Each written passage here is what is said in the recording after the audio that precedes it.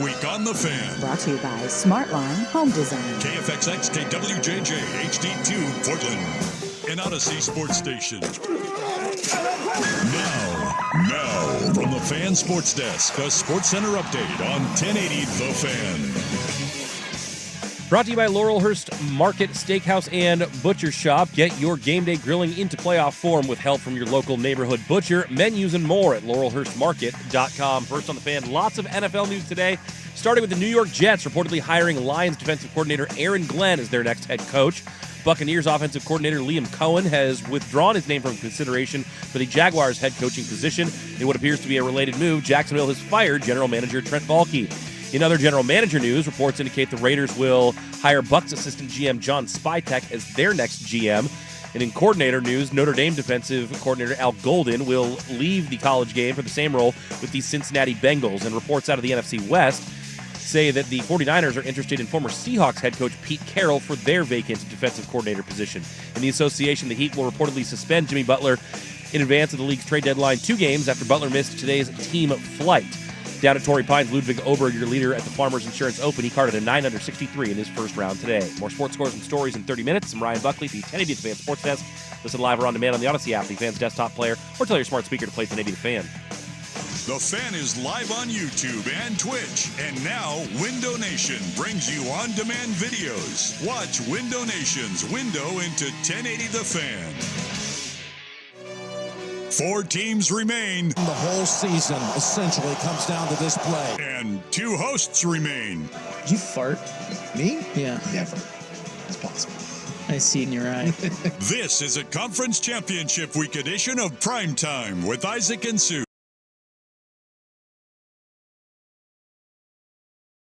To bring your dream home to life. Visit smartlinehomedesign.com. Championship Week with Isaac and Suk on the Odyssey app and 1080. Roll, flip it, got it. Oh, the ball was dropped. The Fan. Hey, what'd it do? Ahoy! What's up? I'm just ready for a championship level show. What are you doing? There's not 2 hosts left. I think that's dumb. Why did they say that?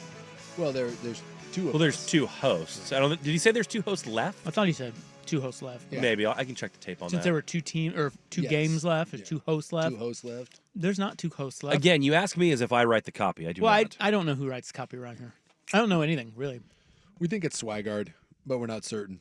That's possible. If it's Buck's playing cool, like, oh, it's not my fault. He did say 2 hosts left. And to be fair, there are 2 hosts here. But that would But imply that 2 hosts left in the building? It's dumb because there's a bunch of hosts left. Have you eliminated the other hosts? It's No. possible. I heard him this morning. I got I rid heard of him right Danny and- now. I got rid of Danny and Dusty just now. We eliminated them. Squid Game style. Although someone posed the question to me, like the game show, for $5 million, if you had to call someone Ooh. and you get $5 million if they don't answer, who do you call? And I chose you. That's a good call. 100%. I'm not answering. No. I mean, it Text was, me. And I said, that's a great game show. And I was like, there's only one man. I didn't even consider another option. It took me because everyone was like thinking deeply about it. I'm like, Isaac Rupp. They're like, what? I'm like, guaranteed. I'm like, I've been working with the guy for 20 years. I don't think he's ever picked up the phone once. That's just money in the bag. Yeah, That's I'm not going to answer. That's a guaranteed $5 million right in my pocket. You can't just call me No. and expect me to answer. You have to text me and tell me, give me like a ballpark range of what it's pertaining to for me to answer. And then like, hey, can I talk to you about XYZ? I'm planning to call at XYZ, See, right? Well, yeah, that's fine. But I need okay, for example, you and I went through a golf club thing recently. Yes. And you texted me about it. Yes. Perfect. Yeah. Now, if you had called me about that Yeah. and I answered, Yeah. I would have been perturbed that I had to talk to you on the phone about that. Just send me a text. Yeah. I can't call you. I was inquiring about putters. Yeah. There's zero chance, and I knew this about you. Just text me. You are not going to have a conversation with me over the phone about a putter. No. It's not happening. No, why would I? No. We solved that in maybe 3 texts. Yes. Did we not? Yeah. It was quite. I think you text me, I returned your text, and then I just said a thank you text. That was it. and then you returned mine. Yeah. And then I returned yours. Yeah. And then thank you. Yeah. It was 5 pleasant. texts. It's done. We don't need to talk on the phone. I just thought that was Because then it's like, what do you do? Yeah. What's going on? What's going on? Hey. But you know what? I've got we've talked about this. I have other friends that are chatters, I know. and I don't mind. Yeah. I know you don't. Yeah, there's nothing wrong with a little chit chat every now and then. You're not a chit or a chatter. It's not happening. Not on the phone. Do you have anyone that you chit chat with on the phone? Greg Glover. Glover's a caller. He calls me. Yeah, he calls me too. And Of 94.7 I don't know why, but I return his calls. Interesting. But I you don't talked to him answer. But you don't answer his calls. I talked to him last night. Well, I mean, I will if I can. Last night I had to return his call after the show. Actually, he called me at 7. He knew I was driving home. I said, perfect. Yeah. So, okay, I'll answer this because I'm driving in my car. There's nothing else to do. Yeah. I'll see what he's got going on. That's What'd you guys talk about? Oh, nothing. Things. Radio stuff. If I were to call you at 7:05, knowing that you have a captive audience because you are driving in your car, That's better. You got a better chance. do you answer? You see me call. We just left the studio. Yeah, probably. Wow, interesting. Yeah, because in the car, one, I can just hit the screen on the car, like it's Apple CarPlay, you know. Yeah. So there's that. 2, I'm bored. I'm just driving, and 3, we just left the show. So I would think that would be urgent because there would be no reason for you to call me right after you just saw me. Yeah, because it is true. I called the BTJ today, and it was nothing of super significance.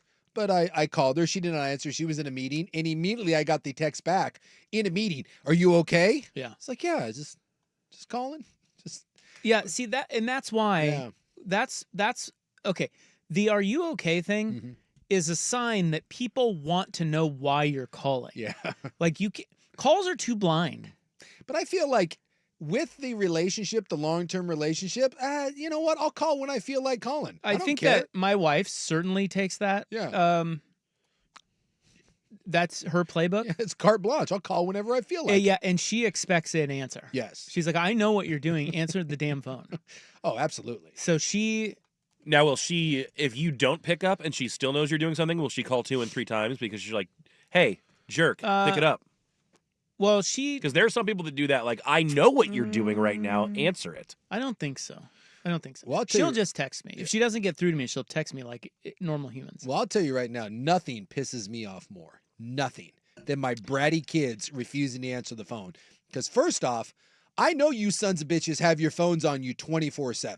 Like that phone never leaves your side. And especially when there are 3 of them are together and I work 3 calls and no one answers. By the way, I pay your cell phone. I bought your cell phone. You pick up that freaking phone. The day you pay for your own cell phone, you can ignore my call. They know nothing pisses me off more. Nothing in the world than being ignored by my children when I call. Well, it's respect for your elders. Oh, That's what it is. It's a bee right in my bonnet. They don't have to pick up anyone's call but yours. Yes. Because you're the dad. Absolutely. And quite frankly, you can't ignore me on the device that I paid for. As you're older, then I get it. You move on. But what if they're not ignoring? Well, it kind of sounds like they can. Oh, they get yelled at. And they know, and then there's an apology. They're like, that's the one thing they know that can piss dad off more than anything else. And by the way, I think sometimes my oldest does it just to piss me off. So freaking Taylor, screw you. Yeah, that sounds like her. Oh. That is on brand 100%. for her. Yeah. Well, and I respect it. Well, my 2 daughters would take the dog, like when my daughter comes home or when she was living here, they'll take the dog for like late night walks. Which is fine, we live in a safe neighborhood or whatever, but it's like 11:30 at night. They go out. I have my one thing. I'm like, hey, just keep your phones on, right? Get a hold of you. And so like sometimes an hour will go by and it's now after midnight and they're walking and I'll just do let me check in. So I drop a phone call. You're walking the dog. Well, there's 2 of you. You're telling me that one of you doesn't have the wherewithal to answer a phone walking the dog after midnight. Oh my gosh. Yeah, they just can't be bothered. That right there, and by the way, that led at one point to me in the car, like in a panic, because they were gone for almost 2 hours. I remember this story. It's like 1 a.m, 13 calls, multiple texts, no one answers. Now I'm in full panic mode. I'm in full on, and it doesn't help that the BTJ is the greatest worry word of all time. So she is now implanted in my head that my children have been kidnapped and they're being sex trafficked. So now the panic button has officially been mashed. I wake my son up from a dead sleep. I'm like, in the car, let's go. He's driving one way, I'm driving another. We're now just making circles around neighborhoods trying to find him. And then the phone rings. Oh no. Oh yeah, sorry. We were talking. No. They got an ass chewing that night like you wouldn't believe. No. I said, look down at your phone. No. How many missed calls? And they were like, oh. What are they? So what are they claiming, that they didn't see them? Yeah, they just claim. Of course they saw them. Yeah. They have their phone. They have their phones buried in their face all the time. Thank you. So they see it. Yeah. You're telling me They know it's there. They were gone for almost 2 hours. From the time I started the calling to when we found them, another hour to pass. You're telling me that's the first time in the history of teenagers that someone didn't look at their phone for an hour straight. You didn't hear your phone buzzing, nothing. They listened to music while they were walking. No, didn't work. I don't know what they were doing. Yeah. Probably drugs, but I was pissed. Yeah, they were up to nefarious They activities. were up to nefarious activities, and I let them have it. And it makes me sad. It did make me sad and angry. Well, you've touched on the two best places to talk on the phone. Mm-hmm. One is walking the dog. Yeah. And the other is in the car. That's the easiest. Those are, they're just easy. Hands down. And somebody asked, why would you take a phone walking a dog? Well, a lot of reasons. One, music. Two, watching a game. Sometimes I'll be watching a football game walking the dog. I do Podcasts. I listen to all my podcasts. I listen to Dirt You and listen to Sprague in the books morning. too, don't you? And how about this? When you're two young ladies walking at midnight, having a phone is probably a good safe thing to do. Yeah. And then another reason that I've discovered recently is when you're walking the dog at night, you need to see Flashlight for the poop. clean the poop. Yeah. Flashlight for the poop. Well, and how about my safety? Why can't I get trafficked? Am I unkidnappable? No, look, let's What? not Hey, flatter huh? yourself. No one's trafficking you. You don't know that? I do know that. You know. I So do you- know that. So you're saying that I am that I am not worthy of a kidnapping? I do know I'm not worthy of being trafficked? That's correct. Short of you being, because I was reading up on how those perps are robbing athletes' houses while they're playing. Yeah. Did you read about all that? I did. They arrested like 6 of them in connection with the Joe Burrow and a couple pretty others. intricate. Like they would be posing as gardeners and like it was pretty intricate scheme that they had. Yeah.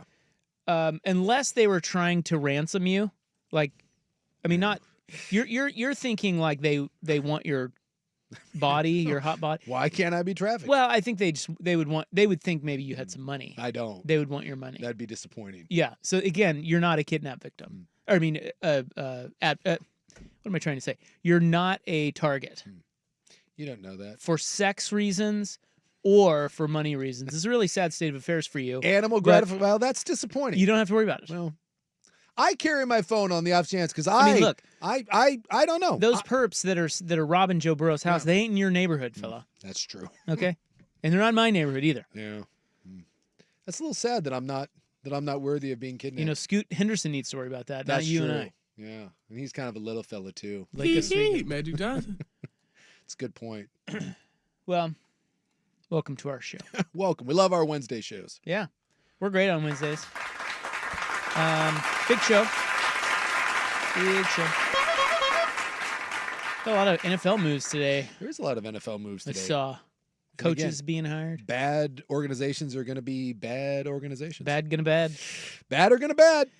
Yeah, we're gonna start there. We got to wrap up the NFL weekend. We still haven't gotten to a couple of the games. We didn't even talk about a couple of games. We got deep into the Lions and then we got deep into the Bills Yeah. and Ravens, and then we touched on the Chefs.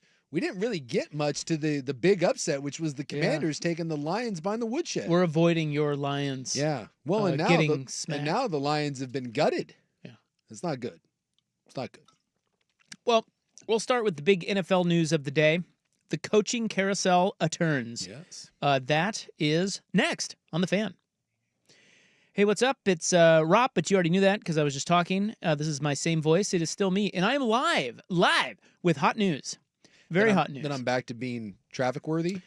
No. Can you just humor me and tell me that I'm traffic worthy? You're traffic worthy. Now Thank shut you. off your mouth. That makes me feel better. The All right, people I'll go back to Windows. need to know about Windows, and I got a hot news flash last night that Window Nation is upping their offer if you need Windows for your house for this month. So week 8 days left to take advantage of this. 60% off all Windows styles, plus pay nothing with no interest for 2 years. That's unbelievable. It was 50% just yesterday. So if you've been putting it off, you're actually smart, even though you weren't. So windownation.com or 866-90-NATION. Those are the two ways to get on the schedule for a free no obligation quote. They will come and install your windows with a lifetime warranty. Each one of them will have a lifetime warranty, and they can do that in a day or less. They have over 33,000 five-star reviews on Google. These are the experts. They'll take care of you, and you save 60%. Where else can you get 60% off something? It's amazing. All window style, 60% off. Pay nothing, no interest, 2 years right now. 866-90-NATION or windownation.com. The NFL.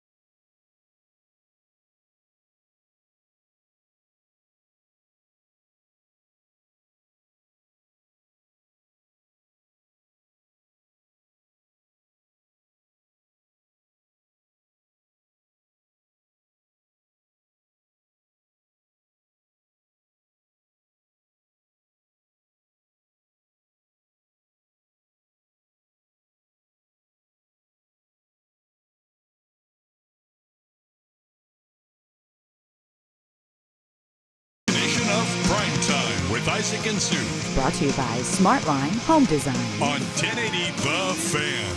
The Baker Report text line raises a good question. Fan personality-wise, who is most likely to be sex trafficked?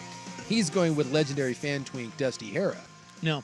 which is a good answer, but I believe the correct answer is Sprague. 100%. Right? Yep. If someone's going to get trafficked, it's That's going to right. be Sprague. Sprague's younger, Yes. more taut. Yes. Dusty, look, we love Dusty. He's getting a little Pedro Pascali. Yeah, he's getting a little He's getting older. a little long in the tooth. He's Sprague not, looks young and fresh. That's right. Sprague is kind of the new Fan Twink, really. I think so. Yeah. Dusty had a good run. Yeah. But we don't have any real youngs here. No. I mean, Ortner's young, but he's not. I don't know. He's not in that same archetype. No. Sprague. It's Sprague. Sprague. No question. If someone, and he is a runner, hopefully he doesn't run at night, because I do think that, and let's be honest, he's a little, he's a thinly built man.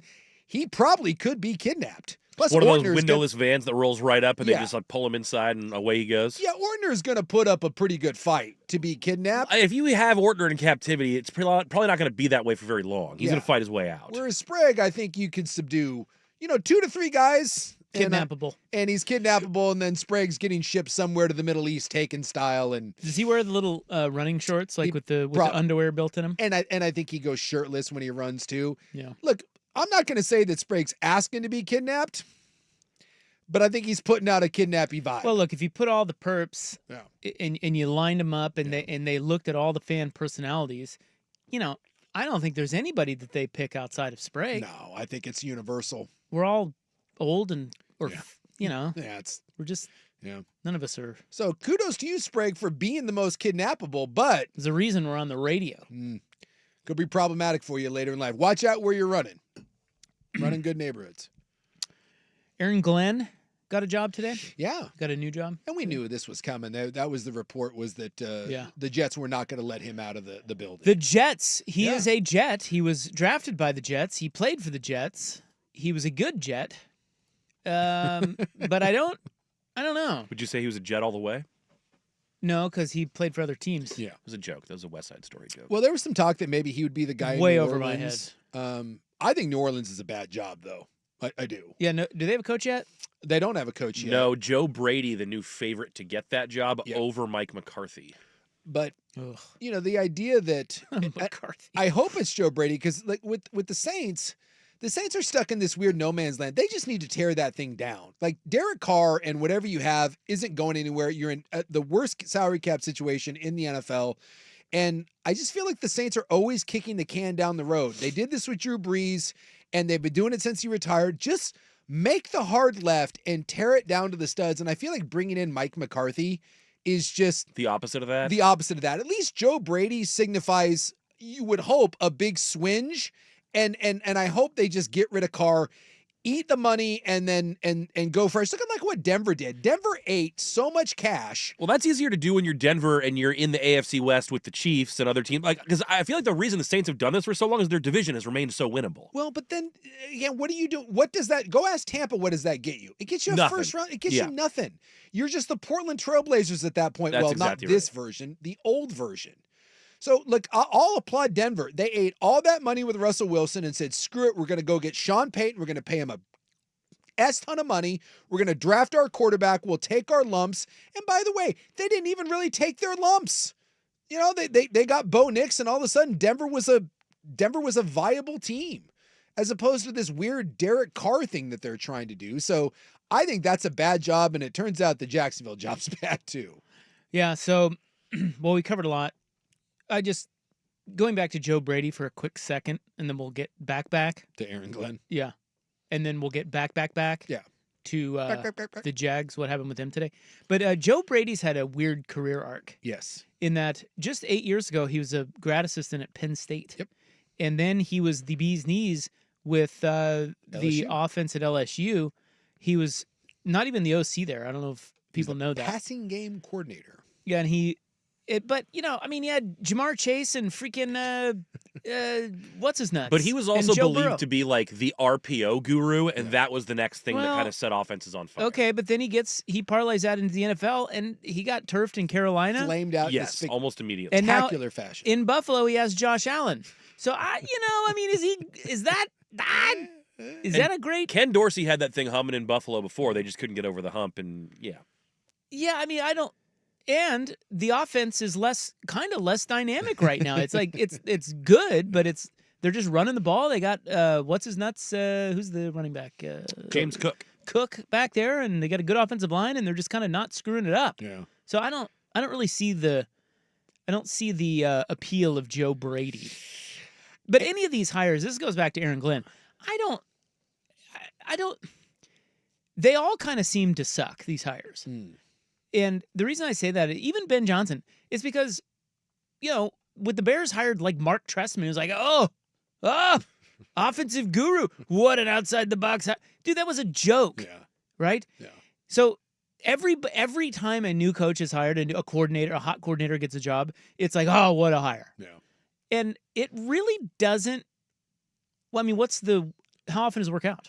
Well, half the time? Not even half the time? I mean, coaches are a crapshoot. I think hiring a coach is a lot like drafting a first-round quarterback. When you nail it, everything becomes easier. But sometimes you nail it, and then 2 years later, he's fired. Yeah. Well, like when Shane Steichen got hired, and I think Shane Steichen is a really bright guy, and everyone was like, oh my God, that's a great fit. And Steichen looked like he had something going there, and then he gets Richardson, and since then it's been a little like, and now he's probably coaching for his life next year. But to me, like Aaron Glenn he's a culture guy. Aaron Glenn got hired because they view him as a Dan Campbell-like culture guy, right? Same thing with Mike Tomlin.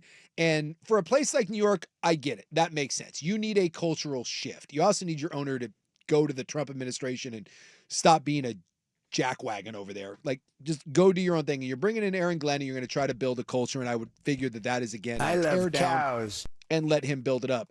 But for the most part, if you want real success, the easiest way to do it is to find a bright young offensive guy. In today's NFL, it's the easiest path to success, and I still think it's the most attractive way to go about doing it, whether that is Kevin O'Connell, whether that is obviously McVay. I think Shanahan fits that mold, obviously.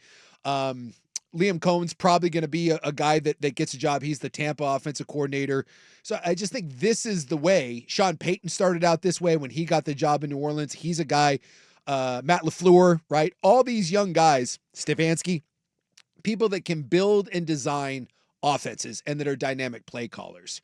So I think that has been the model in modern NFL times that works. But it doesn't always work. Well, I mean, nothing always works, but I think when all those examples that I brought up, I think that's what you're ultimately shooting for. But again, like when you're drafting a quarterback, whether it's Caleb Williams or Bo Nix or whatever, when you hit on it, it's great. And when you miss, you miss. But I would rather shoot for that than I would a CEO type. See, I disagree. I'd go the other way. You go the other way? Yeah, because I think that as smart as Ben Johnson is, obviously excellent offensive coordinator, Yeah. that doesn't mean he can run a team. As a matter of fact, that takes away Absolutely from his offensive prowess that he Yes. has to oversee everything. I would rather go, I think you have a higher hit rate by going and trying to get a Mike Tomlin type, Dan Campbell type. Aaron Glenn seems to kind of fit this mold, right? Yeah. He was a coordinator, but he's still kind of that He's a that CEO type, culture yes. guy, tone setter type of guy. That's what Tomlin and Campbell are. Mm-hmm. And I feel like that might be what Aaron Glenn is. It's kind of D'Amico Ryans is a good example of a guy who's kind of both. Sure. But I just, for every guy you brought up there, offensive coordinator, and that was several of them.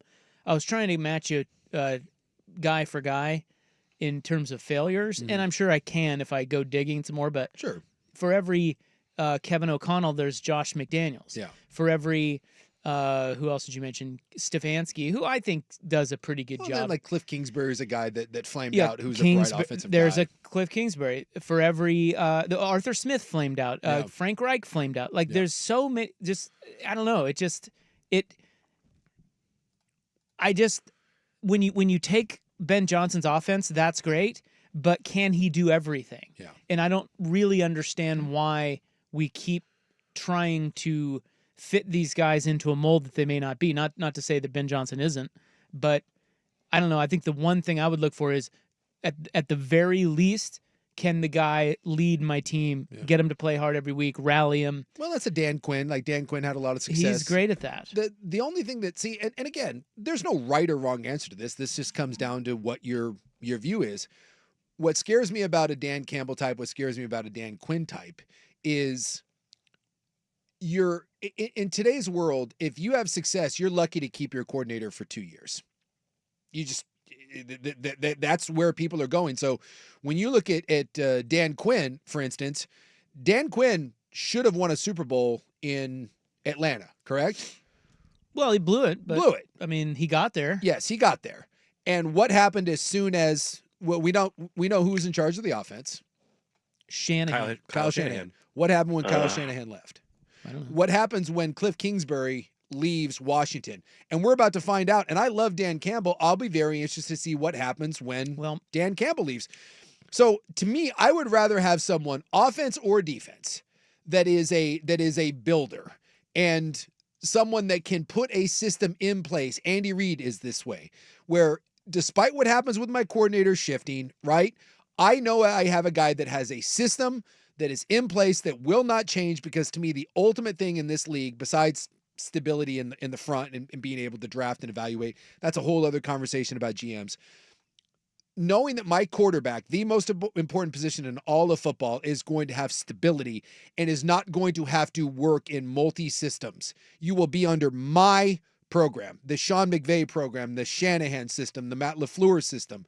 I would rather deal with that than have to every 2 years, if I have success, go back and do it again and again and again.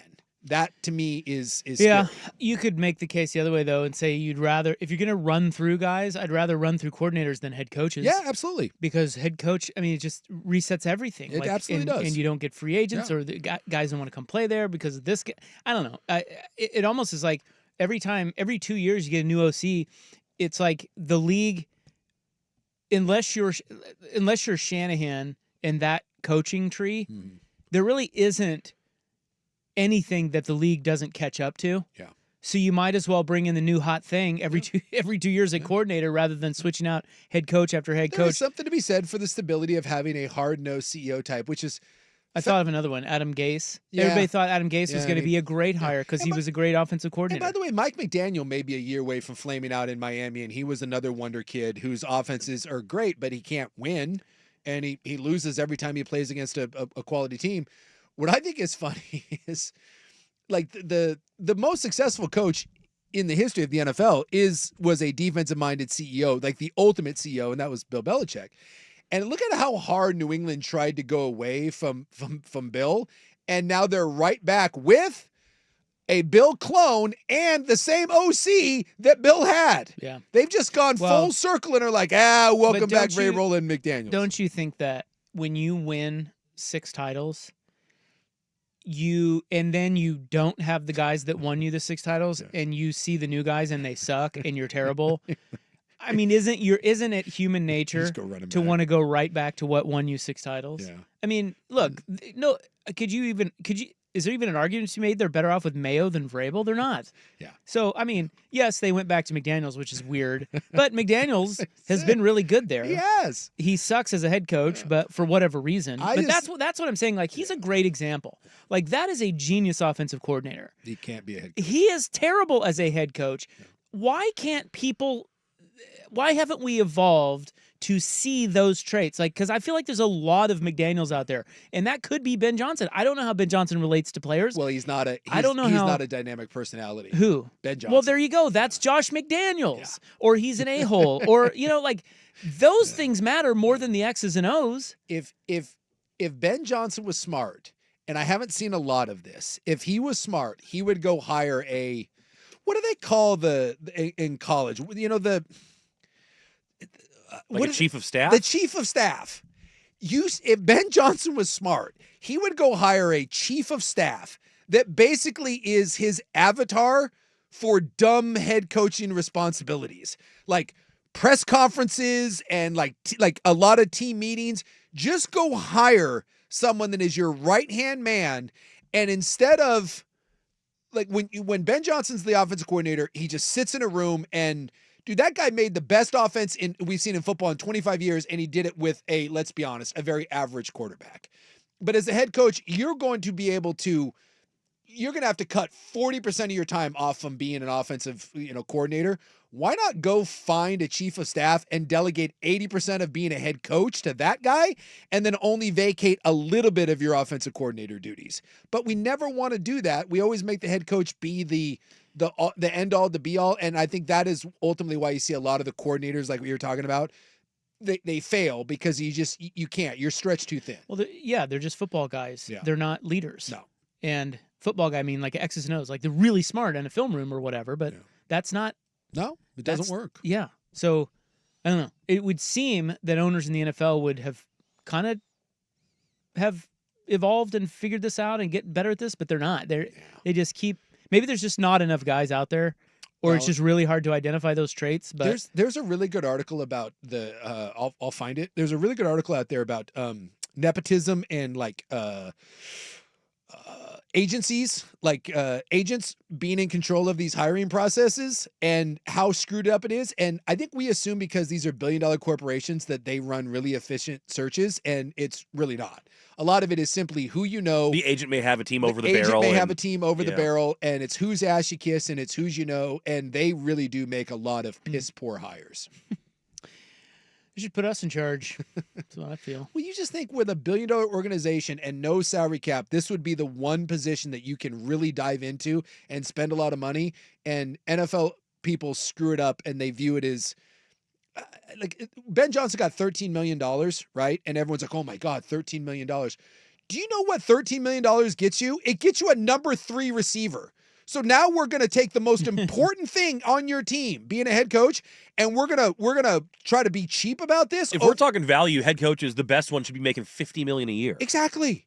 Yeah. Because Belichick, what was Belichick making when? Or he what? was I mean, Andy 20? Reid should be making triple whatever he's making. What's Reid make? I think Reid's in the teens. I think he's like 15 to 18. Bargain. Exactly. That gets you a slot corner, and yet we sit here and we nickel and dime, and there's no salary cap whatsoever. I never understood why someone like Detroit doesn't go to Ben Johnson and be like, dude, what do you want to stay here and be the offensive coordinator? That's what I do. You want $10 million and you don't have to do with anything. Right. We'll make you the associate head coach. I'm going to have the most expensive staff, and it's going to be worth it because look at what we just did. Well, the Chiefs have been able to keep Spags. I don't know how. Well, because he flamed out and they pay him a lot, but yeah. Well, they pay him. So right there, like at least one owner Pay your is staff. smart enough to realize we got to keep the continuity here. Now, you probably can't always do that. You can't keep Ben Johnson and guys Aaron. want to be head coaches. You can't keep Ben Johnson and Aaron Glenn forever. But what you can do is incentivize. If you have a really good head man like a Tomlin or a Campbell, you can say, "Hey, it's different here." I would. When I you would come spend here, you are not just going to be bouncing out of here. I mean, we're not going to hold you back from taking your dream job. Don't get me wrong, but we're going to pay the hell out of you, and we expect continuity here. Yeah.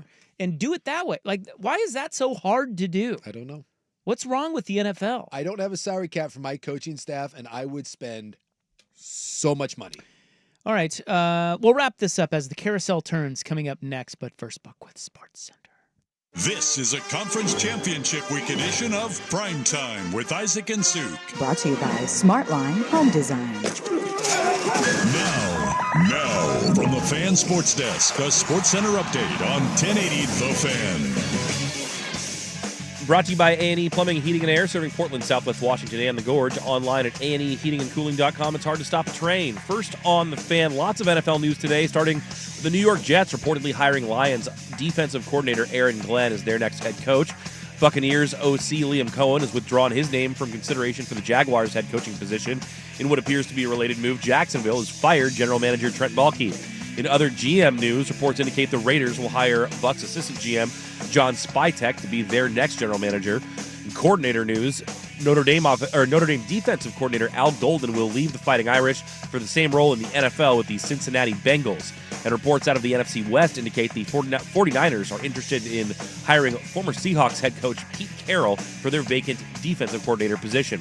In the association, the Miami Heat will reportedly suspend Jimmy Butler 2 games, both games on their road trip, for missing today's team flight. Butler had previously been suspended earlier in the season for conduct detrimental to the team. And down at Torrey Pines, Ludwig Oberg, your leader at the Farmers Insurance Open, he carded a 963 in his first round today on the North Course. More sports scores and stories in 30 minutes. I'm Ryan Buckley from the 1080 The Fan Sports Desk. Listen live or on demand on the Odyssey app, the Fan's desktop player, or tell your smart speaker to play 1080 The Fan. Your favorite fan shows are on YouTube. Mash the subscribe button and like us for live streaming video and 1080 The Fan on demand.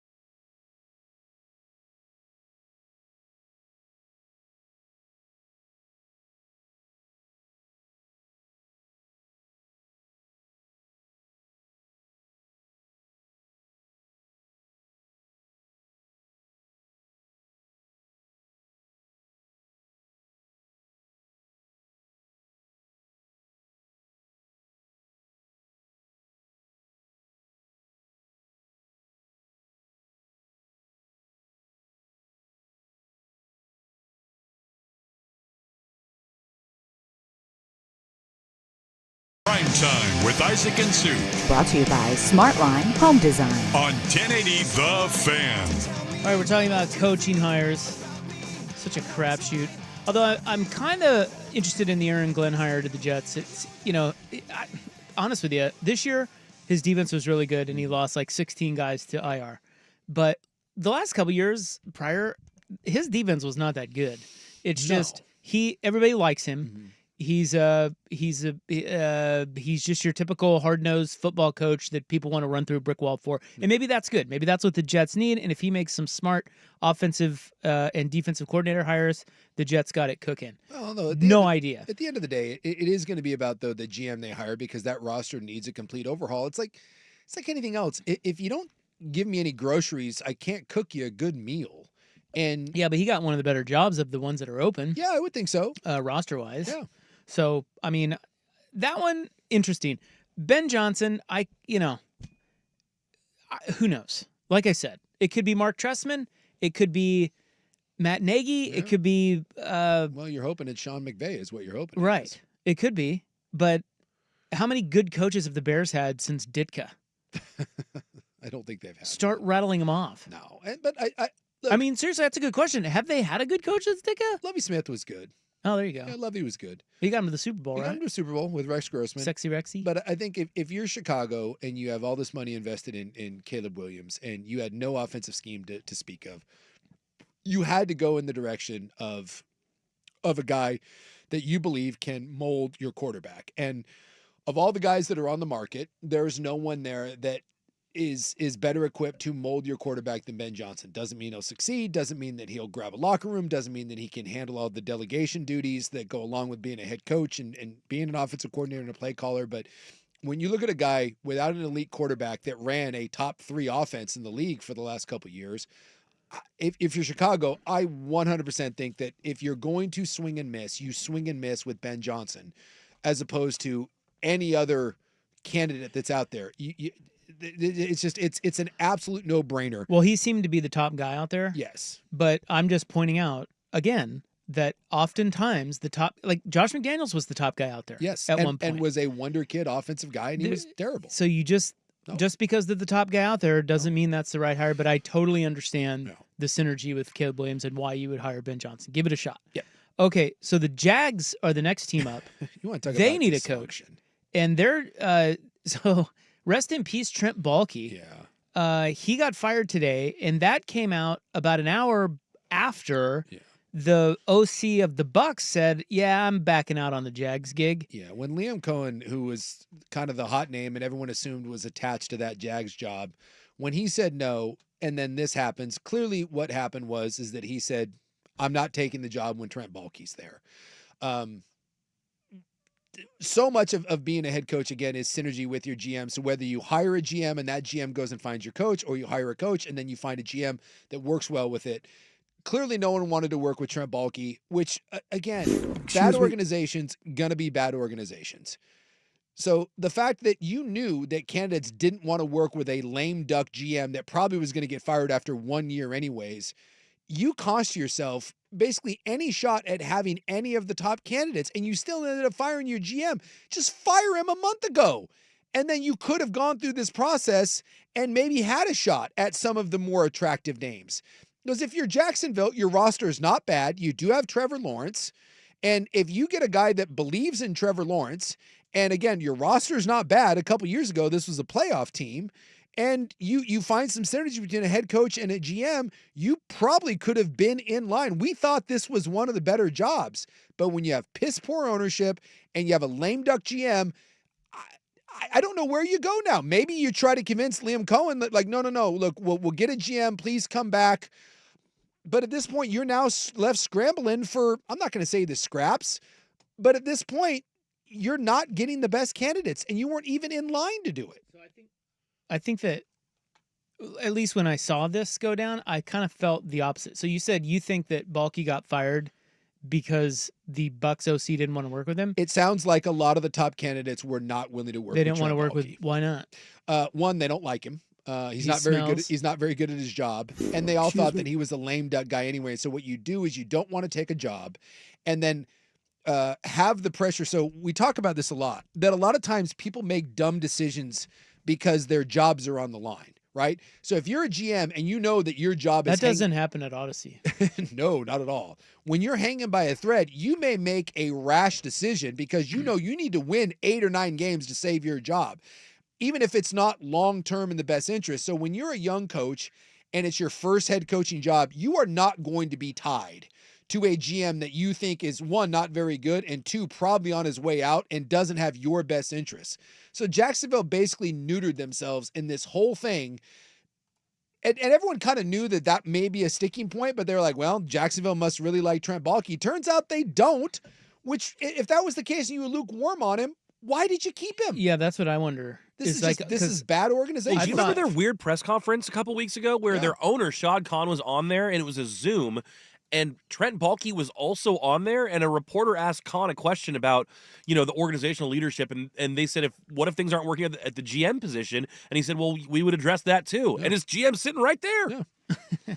So it seems to me Khan's not. No, he's kind of in and out. Like it's a bad. It just sounds to me like he isn't all that hands-on, right? Like maybe he's like, I don't know where he lives, but in other words, he doesn't seem like a Jerry Jones type where it's just all, he kind of seems lost. Yes. And he comes in and he's like, well, what am I going to do here? And then he ducks out and there's don't hear no from plan. Yeah, there's like no. Jerry has an idiotic plan because it's just all Jerry all the time. But he's in charge. It's a plan. But Khan is like the owner you call and he's like, what's going on? What? Fill me in. What's happening? Jody Allen-esque. We're playing in London again, right? Yeah, we're still doing that? Okay, great. That's what it seems like. I don't know if any of that's true, but it's what it seems like. I just read today that the Jags have the worst record. Since he took over as owner, they have the worst record in the NFL. Nah, that's brutal, dude. And you wouldn't know that. He doesn't get that label because they had a almost Super Bowl run. Yep. And then they've had a couple good teams. So he doesn't. I don't know why he doesn't get that label, but I just thought it was weird because I thought Baalke would get fired before they hired the coach, but he got fired after the coach said no. And now you're left scrambling to hire a leftover GM, a leftover coach, and you've officially become one of the organizations that people just kind of look at and go, eh. All right. Well, there's one more actually two other hires that are both, if they happen, they haven't happened yet, but if they do, they're quite bizarre. And we will wrap up the hour with those next on The Fan. The home of Dirt and Spray. I'm Dirt. Some teams are allowed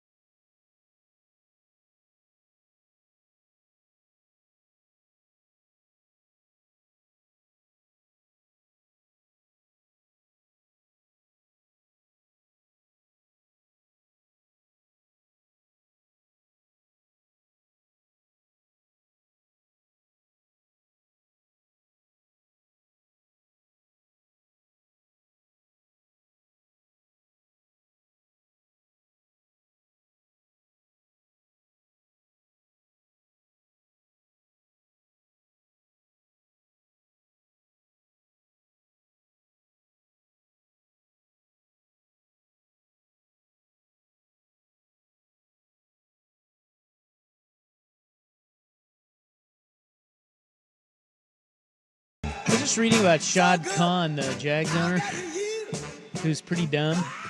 Well, I mean, as a football owner. Yeah, it's a bad. But he's, you know how he made his money? His monies? I did not until I heard you guys talking over the break. It's the American dream. He made all the bumper. He's from Pakistan. Yeah. And he came over here. He went to the University of Illinois. He made all the bumpers for Toyota trucks, for Toyota. Yeah, he took a job working at some auto parts, Flexingate, factory or whatever, and then grew it into his own, and eventually sold bumpers to Toyota. Yeah, started as an engineer, a director of engineering for the company, and then took his business to Toyota. Well, mean mustache. He, by the way, he's been married since 1977. Well, good for Mr. Khan. Yeah. To Anne. We'll see what maybe he's got a white woman. What does that have to do with anything? Well, he's from Pakistan. He's got a great mustache. All I know is the dude makes a lot of money, and I don't think anyone in Jacksonville likes him. He puts home games over in London. I just think they're a poorly run organization, from Urban Meyer to whatever debacle this is. Doug Peterson didn't work out down there. Seemingly, you got lucky with the Trevor Lawrence thing, but now you're even questioning whether Trevor Lawrence is the franchise guy at 55 plus million. I just think if you're looking at these jobs, as crappy as the Raiders are, and believe me, I think the Raiders are a crappy organization. I think Tom Brady gives them some sort of cachet, and that maybe you think there's some stability there. I think that's a bad job in Jacksonville. I really do. And the fact that your offensive coordinator from Tampa Bay is like, hard pass. And now you've got 3 guys in the building that you wanted to coach your team, and all of them are like, yeah. Now, what do you think is a worse hire or stranger hire of the two of the other two that we haven't talked about? One is that the Raiders are sniffing around Pete Carroll. Yeah. And the other is that the Cowboys are interviewing Brian Schottenheimer again today. Niners are sniffing around Carroll too. Yeah. Are they? Yeah, for their DC. Because they want Saleh, but it sounds like Saleh may be in a head coaching run too. So, well, I tell you, I don't hate Carroll as a DC. I wouldn't hate that. No. You hate that as a Niners fan? No, I would not. I'd rather have Robert Saleh, but I would be very interested to see if Pete Carroll can put the ego stuff at the door.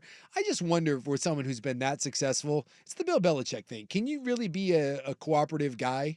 You know, when you've run your own show. But look, Pete Carroll has forgotten more about playing defense than most people in the NFL will ever know. And he's from the Bay Area, and he already would coach for the 49ers. Well, it'd be weird to see him in Niners gear. Yes. Being all the years in the Seahawks. Yes, but it would be very, very strange. You know, maybe he's like Chip Kelly in a way, in that the ego stuff he can put aside because he's older and he's like, dude, all I want to do is coach. And this allows me, I just focus on defense. I don't have to worry about all the other stuff as a head coach, and I can, and I'm still in the game. The appropriate answer of what is the weirdest hire? Yeah, it's Schottenheimer. Schottenheimer. Yeah. Like that is so out of the blue. That would be the most, if he ends up getting that job. Why would you fire McCarthy to hire Brian Schottenheimer? He's already there. You wouldn't if you thought that's what was going to happen. He is. I don't know how to best describe it. Like everything you read about Jerry Jones is that there's nothing that Jerry Jones loves more than Jerry Jones. But it's the idea that it's like thing why he loves Kellen Moore. He loves knowing that he found someone. He's directly responsible for it. And the fact that Schottenheimer's been there for the last years or whatever as an analyst and offensive coordinator, it's someone that he can keep his thumb on. It's someone that he can be in charge of. It's the Jason Garrett, it's the Kellen Moore thing. But if you're a Cowboy fan and you end up with Brian freaking Schottenheimer, of all the dumb things that the Cowboys have done, that will be the most Jerry Jones working independently. There's no one in that building that is going to agree that is a good move. You have got to be smoking something over there. If you're going to do that, why didn't you just rehire McCarthy? And it sounds like he didn't dislike McCarthy. It sounded like it was a contract thing. They were in negotiations, and they couldn't agree on the number of years, I think. Well, don't you think McCarthy had enough? Probably. McCarthy's probably like, I don't need this crap. But that's my point is, so Jerry Jones is worth how much money? Oh, I don't know. Billions. Billions, right? This is the amazing thing with me. And we just got done talking about being cheap for no good reason. Billion. How much? $17.3 billion. $17 billion. There is no salary cap for your coaching staff whatsoever. So let's say, do we know what McCarthy was making? $9 million, $10 million a year, something like that. Okay. And let's say he wants $11 million and he wants it for 5 years and you want to give it to him for 3 years. Okay. So we're talking about now $18 to $20 million that you're apart if it goes wrong, right? If it goes wrong, and you're willing to cut your own nose off over $20 million, which once again, look up what $20 million buys you for an NFL player. it's stunning to me. It buys you a left guard. And so you are going to go down this road.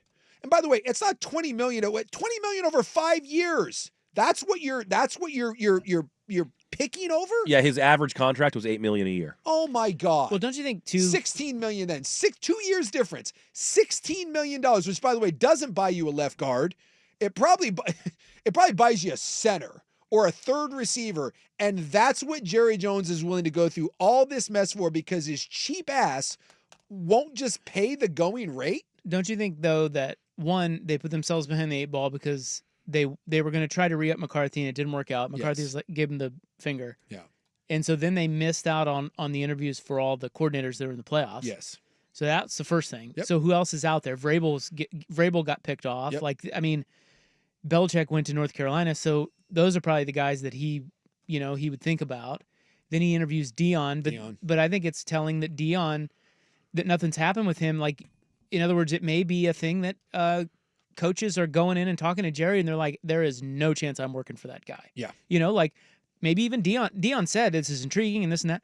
Maybe people are like, dude, that you're dying. It's career suicide. Like, trust me, you don't want that. Don't go coach the Cowboys, especially if he's trying to screw you out of money. Yeah. Something tells me that if Deion wants that job, that number probably starts with a 1. He's probably going to want Ben Johnson 13, 14, 15 mil.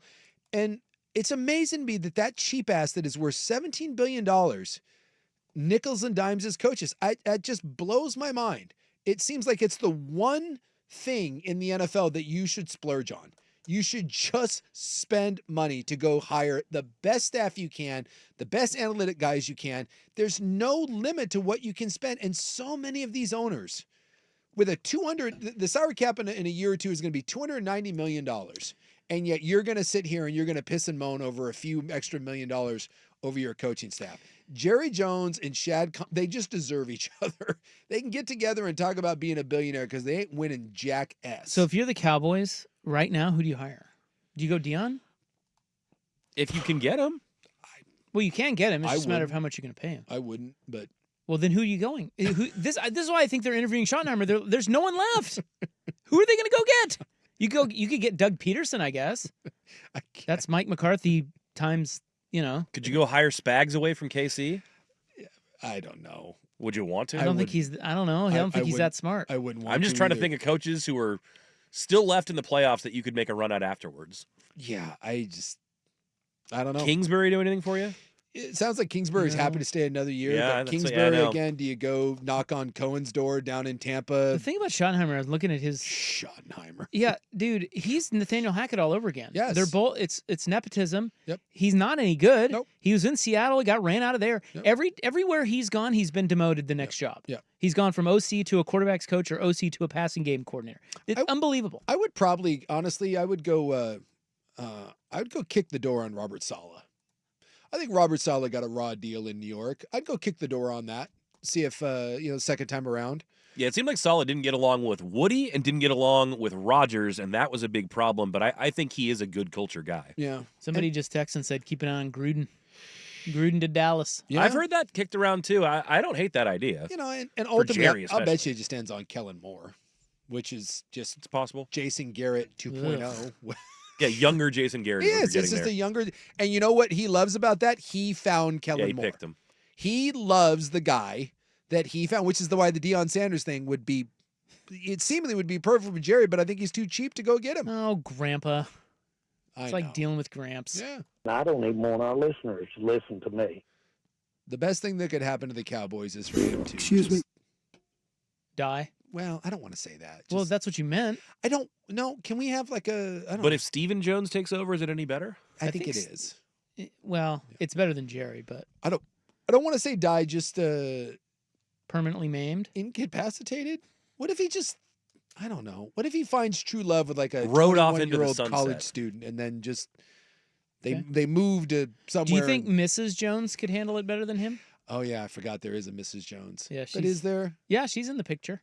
I see her on that Dallas Cowboy cheerleader show. Yeah, Jerry's known. She's pretty hot for 95. I don't think that's what Jerry's into. Jerry likes the ladies. The of offense evening. was ripping. All right, we got to go. Coming up next, we'll get back to our NFL Weekend Wonder Bread on the Fan. I'm Joe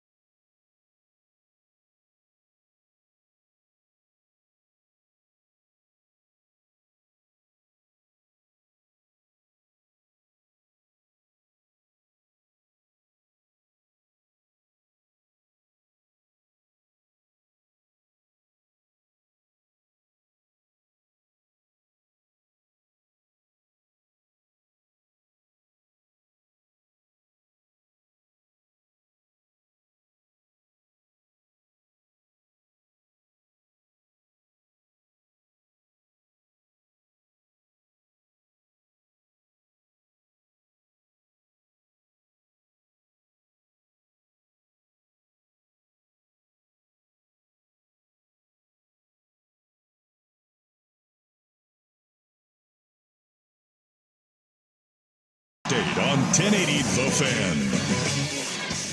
Ryan Buckley with this SportsCenter update. First on The Fan, lots of NFL news today, starting with the New York Jets reportedly hiring Lions defensive coordinator Aaron Glenn as their next head coach. Buccaneers offensive coordinator Liam Cohen has withdrawn his name from consideration for the Jaguars head coaching position. In what appears to be a related move, Jacksonville has fired their general manager Trent Baalke. In other GM news, the Raiders expected to hire Bucs assistant GM John Spytek as their next GM. And in coordinator news, Notre Dame's defensive coordinator Al Golden will leave his post for the Fighting Irish to take the same role with the Cincinnati Bengals. Reports out of the NFC West indicate the 49ers are interested in former Seahawks head coach Pete Carroll for their vacant defensive coordinator position. In the association, the Heat going to suspend Jimmy Butler for 2 games after he missed the team's flight to Milwaukee this afternoon. Butler had previously been suspended for conduct detrimental to the team. And down at Torrey Pines, Ludwig Oberg, your leader at the Farmers Insurance Open, he carded a 9-under 63 on the North Course in the first round today. More sports scores and stories in 30 minutes. I'm Ryan Buckley from the 1080 The Fan Sports Desk. Listen live or on demand on the Odyssey app, the Fan's desktop player, or tell your smart speaker to play 1080 The Fan. The Hot Corner, now in its new time. Tuesdays at 7 after Isaac and Sue on Portland's sports leader, 1080 The Fan. Primetime on Conference Championship Week. There goes Barkley into the clear, through the snow, all the way home. This is a Conference Championship Week edition of Primetime with Isaac and Sue. Brought to you by Smartline Home Design, a trusted local architectural design studio ready to bring your dream home to life. Visit smartlinehomedesign.com. Isaac and Sue on 1080 And this one might send them to the championship game. The Fan. All right, welcome back. What are you guys doing out there? What is the freaking Panthers? We were sportsing and then we were TVing too. Yeah, we're TVing. We're talking about American Primeval, which is on Netflix. That's the latest that I just started watching. I'm a couple episodes in. Yeah, And it just made me realize once again that there is no worse time to be alive, especially if you're a woman, than just in the Old West. Like mid 1800s going across the plains, you don't want to be there, especially if you're a gal. Yeah, and then the men are just all killing each other. Yeah. Out of fear. And just the sanitary condition, it's just all bad. Yeah. It's just At least terrible. they had some booze. I don't even think it was good booze. No, either. that's true. No, it's just, this is bad. So It's dirty. all bad. Well, anyway, we're at Wednesday. We love our Wednesdays. Oh, God! So now we can get back to some of the weekend football action we've yet to cover. Oh, yeah. Your Lions getting squashed by the Commanders. Yeah, I called out to once again. That was God. the Scooby-Doo game where Jared Goff ripped off his mask, and it was me all along. Yeah, but Scooby-Doo wait a ghost penis mystery. They gave up. Well, one was a pick six, right? One was a pick six. Okay, so they gave up 45. So they gave up. Oh my God, can I do math? 38. Yeah, but how many of those touchdowns came on short fields because of 5 turnovers? Look, the defense on. when their starting cornerback got hurt, like in the first series, finally the dam just broke. Did you also? I was looking into some of the analytics on this. They did not record a single pressure with a 4-man rush Oof. the entire game. Wow. And so Aaron Glenn, once their corner goes out, they're effed. And so they just started blitzing. Do you know who the best quarterback in the NFL this year against the blitz was? Exactly. Jaden Daniels. Well, that's why I was saying about last week or not last week, but 2 weeks ago with the Vikings game. We talked about this. Yeah. The Lions, Aaron Glenn's getting all these accolades, and they get the number 1 seed because they make Sam Darnold look like Sam Darnold. Yeah. Well, you can't do that to good quarterbacks. No. You can't do, and I know Sam Darnold had a good year, but the guys like Jaden Daniels and Patrick Mahomes and Josh Allen and these guys will kill you. And even though Jaden Daniels is a rookie, he's got that skill set. So that was going to be a bad matchup for the Lions because they have 16 guys on the IR. Yep. I mean, they're all hurt. And so it was disguised in the Minnesota game. So we kind of lost sight of that. But the reality was the Lions weren't going to the Super Bowl because their defense was way too banged up. Yeah. And Jaden Daniels just ripped that Band-Aid off a little earlier than some expected. Yes. That's really what it was. And look, I get it. 5 turnovers. Goff looked terrible.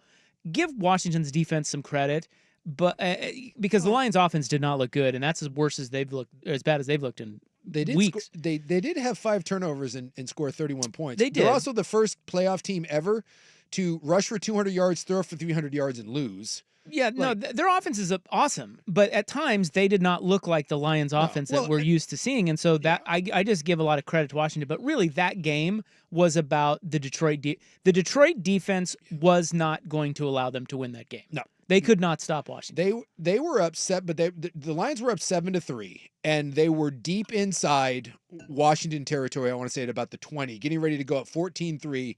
The fumble happens. Goff gets his head lit up. I still can't believe he came back. That was great. I can't believe he came back in the game, and I still wonder if maybe everything was all there. Can I just say that I love it when quarterbacks get lit up like that? Oh my goodness, that was bad. Because he was just a blocker. Yeah. So and he got drilled. It was still helmet to helmet, right? I mean, it's look, don't they teach quarterbacks to not?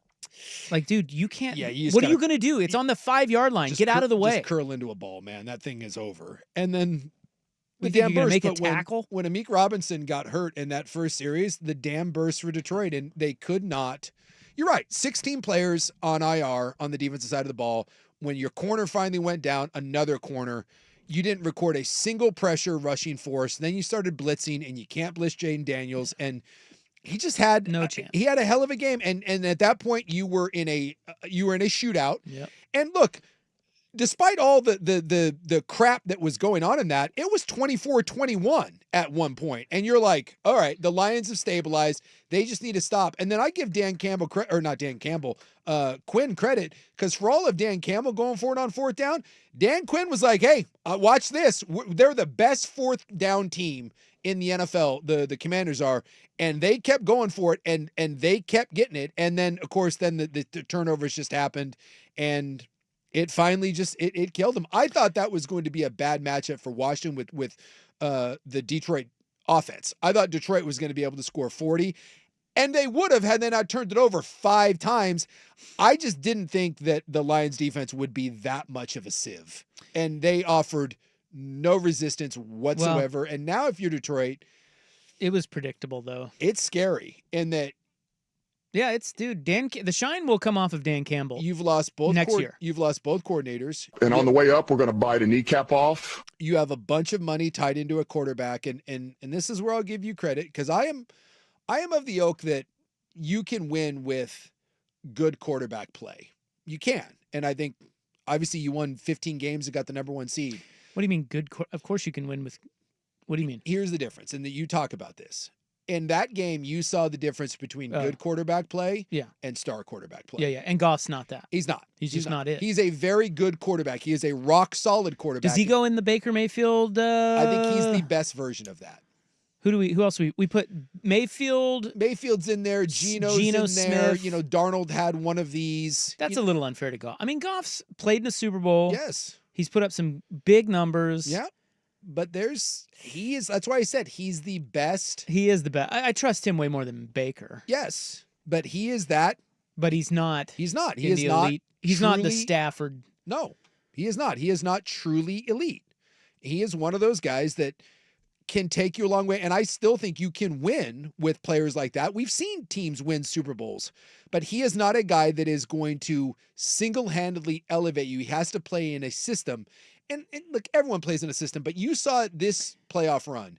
Jaden Daniels just kind of do I'm the best player on the field, and I am going to will my team. And Detroit can't do that.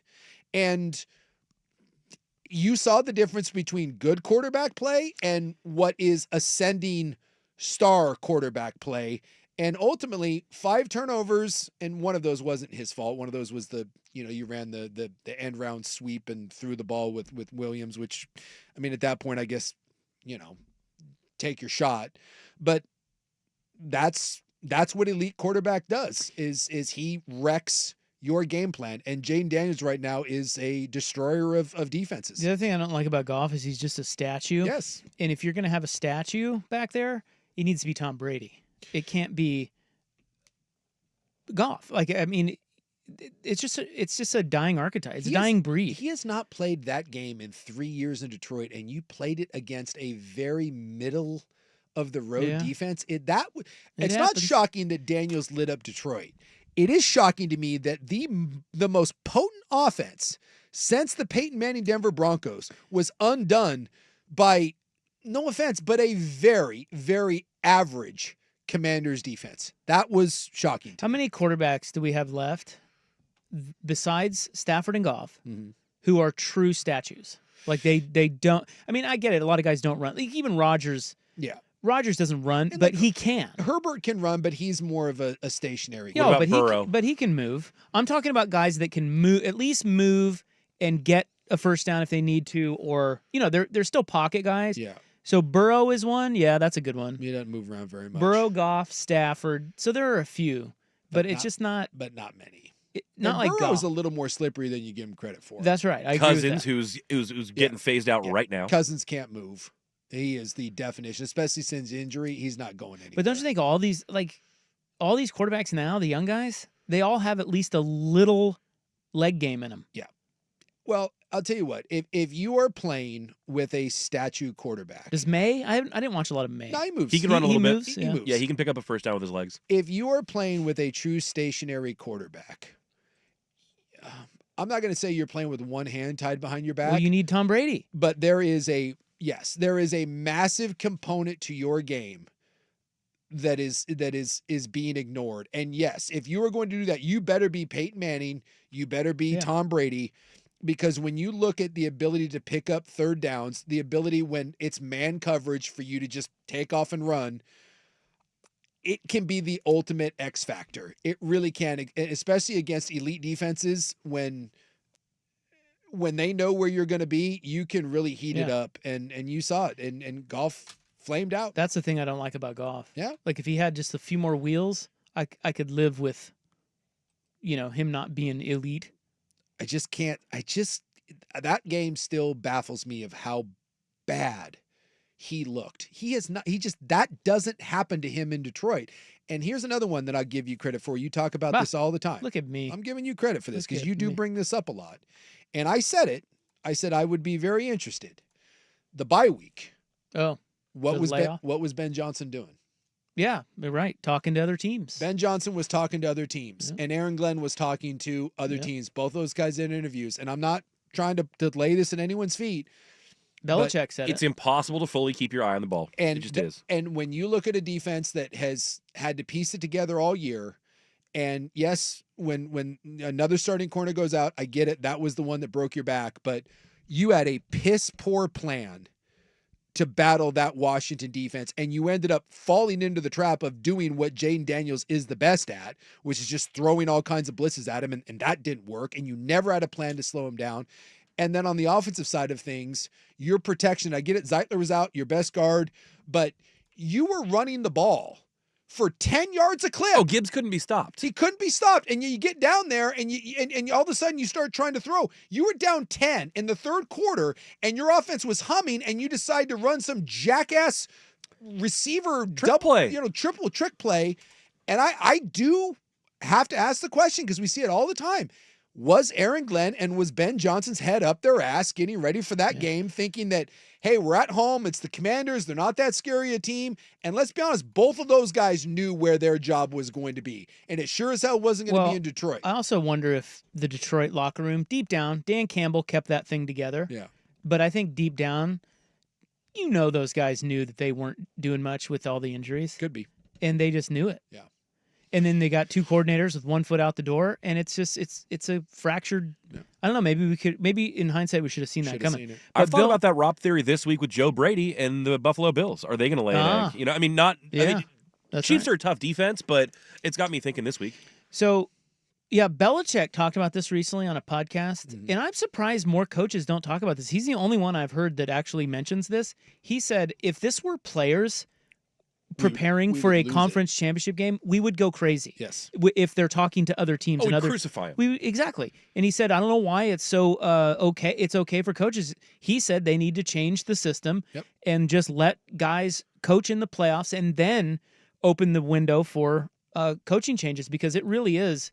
Belichick said it. He's lost coordinator after coordinator, right? Yep. He lost Patricia. He lost McDaniels. Who else did he lose over the years? Oh, so many guys. I mean, a bunch of those guys went on. Romeo Cornell, Vrabel. Vrabel, and Patricia, and Yeah. So he knows better than anybody, and he called it out. So I thought that was good that he did. Well, and there are people in the Packers organization that will swear to high heaven. I know his name is revered in football, but there are people in Green Bay high up that are connected that swear that the Packers losing to the Denver Broncos in that Super Bowl was predicated on Mike Holmgren negotiating with the Seattle Seahawks to take that job, and Mike was not laser focused on that. And when you're at that level, little things make a big difference. And I just think it's interesting that Detroit played hands down the worst game we've seen them play in 2 years against let's be honest, not an elite Washington team, and you got run out of your own building. Crazy. I find that interesting.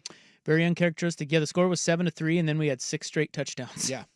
You don't often see that. Nope. And by the way, so much for the NFC North. My God. Oh, what a great division. They went 0-3. Yeah. Thanks for coming. Straight up and against the spread. I know. Losers. I know. Some may have had some money on the Lions. All right. Did you lose? Yeah, I did. All right. Well, I pushed, luckily, on the Eagles game because it fell on 6 and not 7 because it ended up being 7. I got it at 6. But I was pissed because of that stupid effing kicker. Yep. Missing 2 extra points. At any rate, I almost lost money on the Eagles. Did not. We'll talk about that game. That's the last one we have to wrap up in our NFL Weekend Wonder Bread. Next on The Fan. The Fan is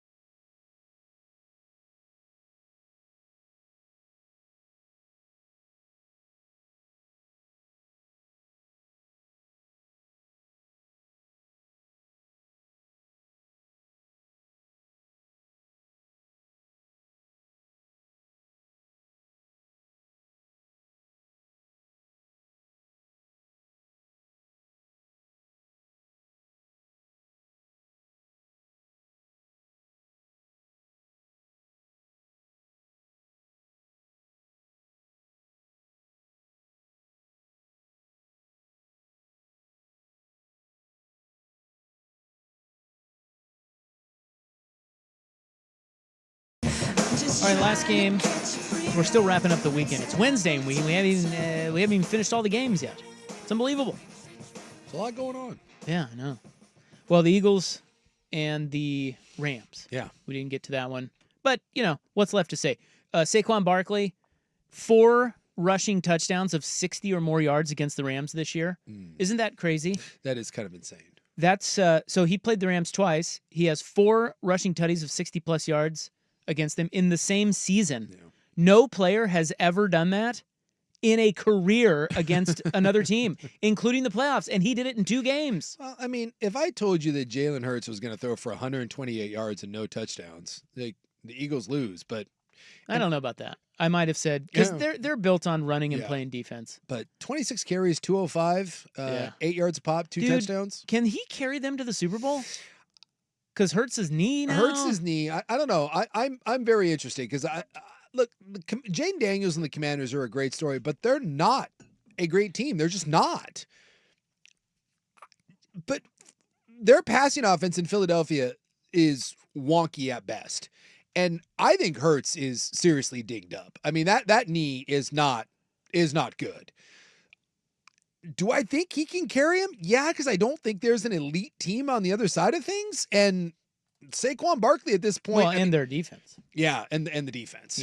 I think that is going to be I think that is going to be a really, really interesting game. And they split, by the way. They split the regular season. I mean, I just go back to that. The Rams were better than Philadelphia minus like 5 plays. That was it. Yeah, Rams are tough, but they screwed it up. Yeah. They fumbled a couple times and Yep. Didn't quite punch it in at the end. I mean, Rams are just good. If you're the Rams, But the Eagles, you're going to look at that and simply say the dumb fumbles. yeah. And then how on earth do you leave Jalen Carter unblocked on the most important down of the game? I think the Eagles, for all this, and we have been at the forefront of the Nick Sirianni hate. Yeah. They're pretty trustworthy, Yeah. the Eagles. I mean, they really do a good job, like we were talking about yesterday, of they're one of those teams that doesn't lose it. No. The Bills did not lose it against the Ravens, right? Yep. Survive and advance. They weren't great. The Ravens lost it. Yeah. The Chiefs always let their opponent put it this way. The Chiefs don't lose games. Mm-hmm. They make you beat them, and oftentimes the other team makes too many mistakes and they just win. That's what Buffalo did last weekend. That's what Kansas City does a lot.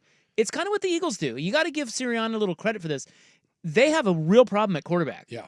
But all they do is keep winning, and they run the ball well, even when everybody knows it's coming, and they play kick-ass defense. Yeah. They're just, I don't know. Philly is that's a weird. It is because I don't know what to make of them, and they just have a great roster. yes, And they're really well coached, and they don't beat themselves. no, and Because this- as bad as Hurts is, he does not turn it over. think of it. If Saquon Barkley isn't there, I think this is like a 9-win team. And yet with Saquon Barkley, Well, their offensive line is really good. their offensive line is really good, and Saquon Barkley is just he absolutely carries it. I don't know with the way they throw the ball. You would think eventually it's going to catch up to him, and it should have against the Rams. Again, they just blocked Jalen Carter. That final play where the tight end is coming over the middle, it's a 6-point lead. And granted, you would have had to kick the extra point. You got a tight end wide open in the middle of the field. It's a walk-in touchdown. You're kicking an extra point to win the game. The right guard and center double team Jalen Carter, and then I'm telling you, watch the play. They both just leave him instantaneously. They both are like, "Nah, we don't want to block him," and then he just swallows him up. So it's like, if I don't want to take credit away from Philadelphia, but if you just get one of your old linemen that not put his head in, where, we're not talking about Philly, we're talking about the Rams. And so I keep wanting to say that the luck is going to run out for Philadelphia, even though it's not luck. I get it. They play a disciplined, brand of ball, and they play good defense, and they run it. I just don't know if at the same time, it's a rookie quarterback with a very, very incomplete roster. And it's hard for me to think that roster is going to be the one to finally knock off Philadelphia. Yeah. I struggle to think that. I do too. I think I just. But with Hurts' knee, like, at least you have the threat of throwing the football. If he's limited and he's limping around out there, do you just see 9-man boxes, or do you eventually do you have to go to a backup because he is not healthy? It's interesting. Like we're talking about Philly, I feel like they fall into the same category as Kansas City and Buffalo, in that maybe we just focus on the wrong things. Like the most dynamic team in the whole playoffs was Baltimore, and they're gone. Right? Yeah. So maybe we just focus on the wrong things, and the things that Philly and Kansas City, and to some extent this year Buffalo are doing, it's just more trustworthy. Yeah. It just travels, right? Even though those two of them are playing at home. You know what I Defensive mean? running the ball. Yeah, exactly. That's what they do. They have really, really strong line play. They run the football, and their quarterback does not turn it over. Yeah. You do those three things, you're beating half. You're running half these teams out of the playoffs. Yep. And then you have elite coordinators. You have Vic Fangio. You have Spagnuolo. I don't know who the Buffalo defensive coordinator is. I think it's McDermott took it over. I think he calls the defensive plays. Does he? I think so. Okay. I mean, I know they have a defensive coordinator, but I believe McDermott calls the See, I don't know the plays. I don't know about you, and we can talk more Bobby about this. Babich. Bobby Babich, yeah. I Bobby! don't know who that is.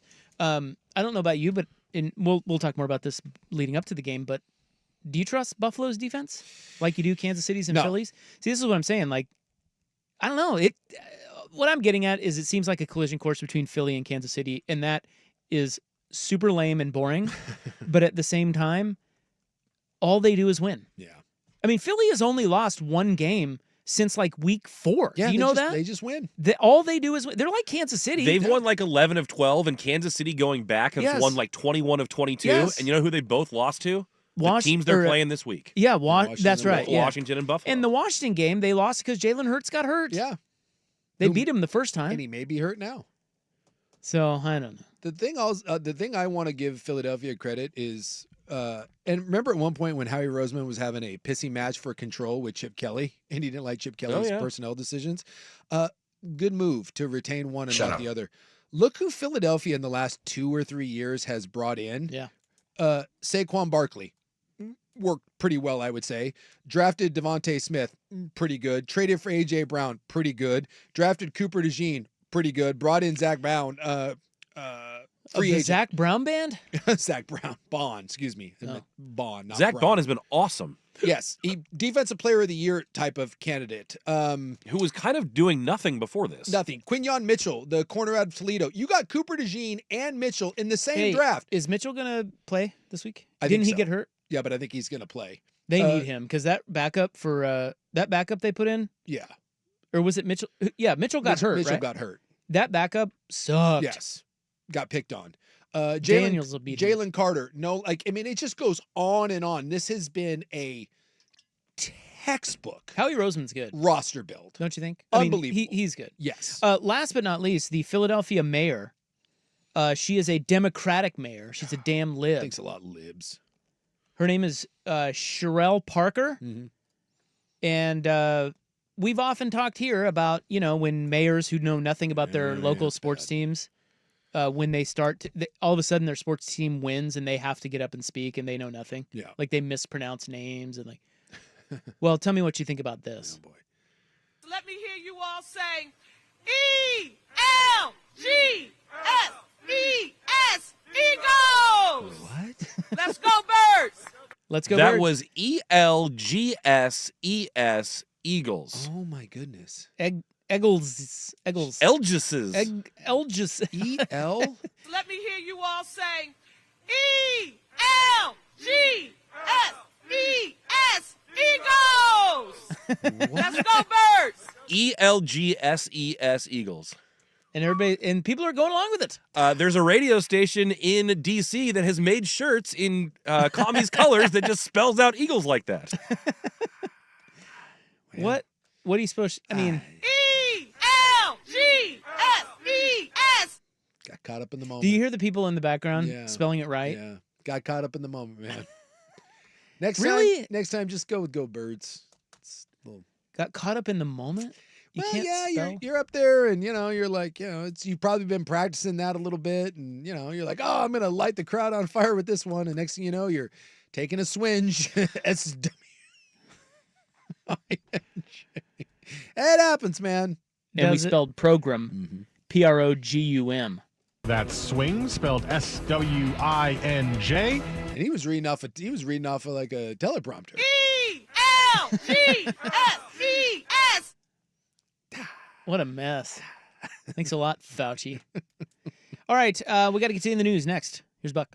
This is a Conference Championship Week edition of Primetime with Isaac and Suk. Brought to you by Smartline Home Design.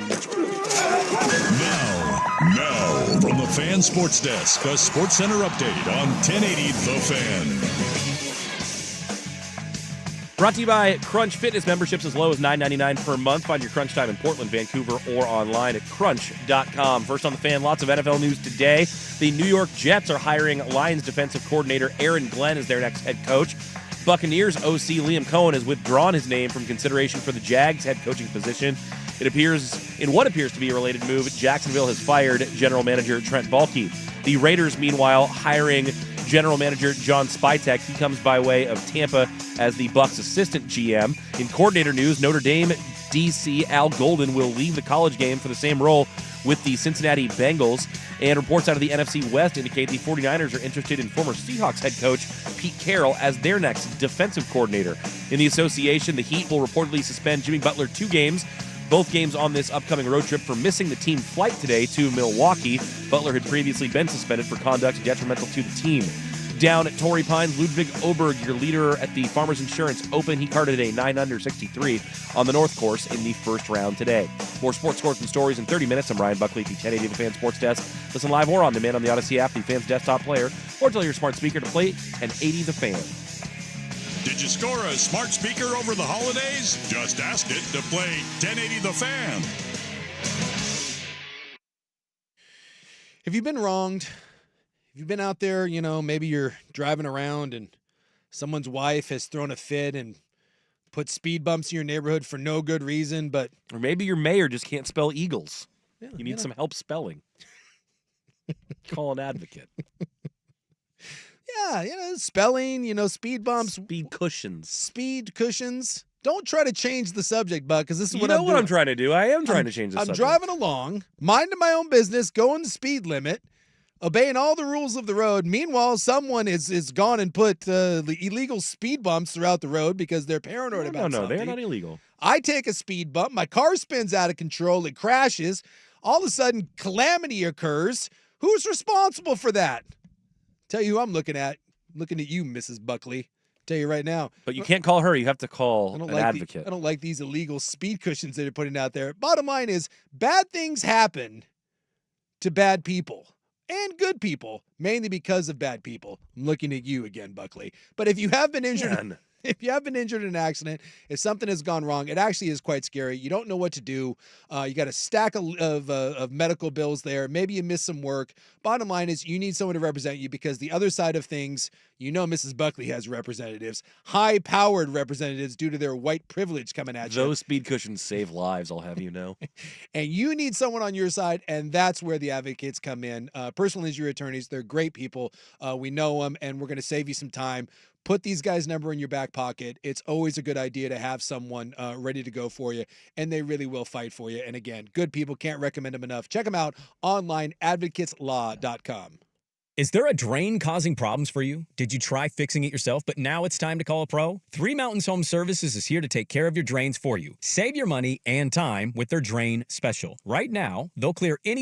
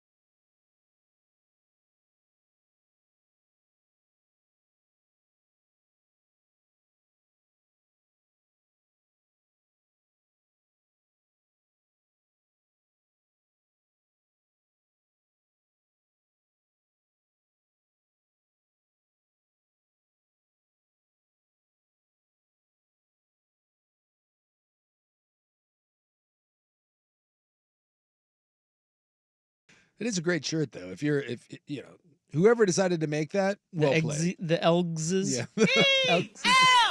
E-L-G-S-E-S. What's the Hell no. I don't even know what one of those letters she said. It's On the fourth letter, she drops the first S, and that's the one she's clearly uncertain of. yeah. E-L-G-S-E-S. ELGSES. Is she saying S? Yeah. The Elgs. I think at the first S, she realizes she's botched the first couple. That's. Oh my God. And the bomb's in the air. Let's go, The bomb's Birds. bursting in the air. All right, it is Jan 22, 2025. Time for In the News. I'm your newsman. Hello, thank you. Ahoy! It's brought to you by the Advocates, injury attorneys at advocateslaw.com. That spot you guys did was a mess, Yeah, when you've been wronged by Mrs. Buckley, there's only one place to call. but I loved it. Helping save the neighborhood, catching strays. Today is Library Shelfie Day. You know what that means? No. That means A selfie in front of a library shelf? Yep. You take a selfie in front of your books, so you can prove to people that you For the Think bibliophiles out there. think about reading. I was driving through the neighborhood this morning. There's a park right by my house, and it was like 8:30 in the morning, and there was a gal, teenager, maybe 13, 14, and she was randomly sat there, and I watched her. I was sitting there, and she just was taking selfies and like doing poses, and I was like, She what? doing fish lips? It was a whole thing. Yeah, there was like it was like Merry why? Christmas, I'm assuming you're walking to school at that point, and you know what? This park seems pretty crappy. Might as well stop here and take 17 different selfies. Yeah. Well, hope She they liked turned her out. look. Yeah, hope they Yeah. turned out great for her. It is also National Hot Sauce Day. Do like a good hot sauce. Me too. There's a little cheesesteak place by my house, Philly Blimos, and they have a dynamite hot sauce, and it's more like a hot. It's more liquidy. It's almost like I don't know. It's like a hot oil almost. But I'll put that on anything. I try to steal as many as I can when I go there. I was like, hey, can you give me a couple more of those? And I just keep them in my fridge. Freaking phenomenal. And it makes me sad. It makes me happy. Primetime follow-up. The fake firefighters from Oregon who were posing as firefighters in L.A. Yeah, they bought a decommissioned fire truck. Yeah, and they showed up. So at first they fooled everyone down there because they went into the what do you call it? Evacuation The evacuation zone. And to be fair, I've never had a fire engine show up and been like, hey, are you guys legit? You just take that at face value. Yeah, except that the story I read today said that one firefighter did look at them a little funny because of the decals on the fire truck. Well, I will say that a firefighter would be able to spot that. But again, if a fire engine shows up at my house, I have not accrued a lot of authentic firefighting knowledge over my 46 years. You're probably going to fool me. It was weird. I saw one photo of the truck, and Yeah. it seemed like they tried to add stickers to it to make it look legit, and then by doing so, they made it look not legit. It's like, it says like Roaring River DEPT on there, and it's like, it's weird white decals on their chrome bumper. It doesn't look right. Yeah, that's exactly what tipped him off. So yeah, I see it here.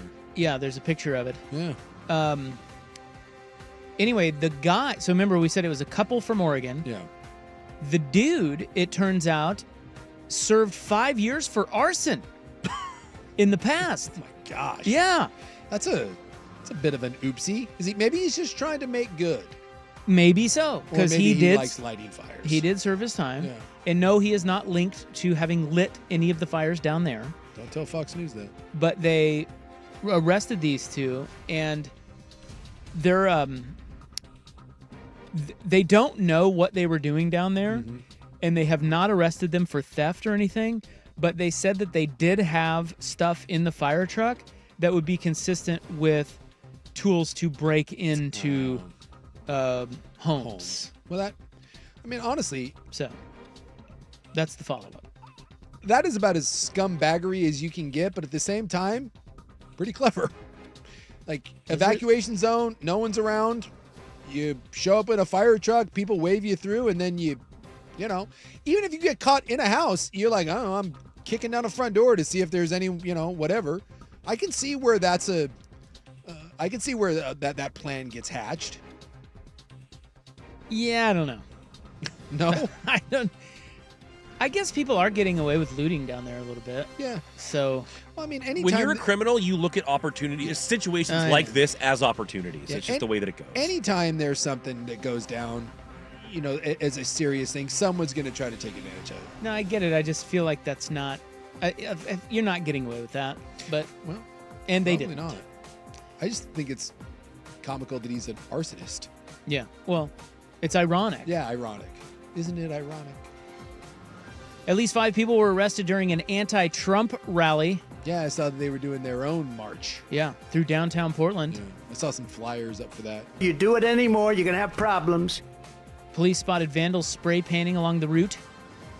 Hundreds during the initial rally started around 5 p.m. at the Battleship Oregon Memorial on the waterfront park there. Yeah, some of the photos I saw, it didn't look like a lot of people. You said hundreds? At first, and then they said by about 7. Within 2 hours, it was down to about 100 people. Yeah, like I saw some photos of it, and it was collectively like, really, this is the march you came up with? Everybody's kind of in the same boat as you and I now. It's like the outrage is now just apathy and sadness. It goes drip, drip, someone drip. Someone had a big devil Trump head sign that I saw.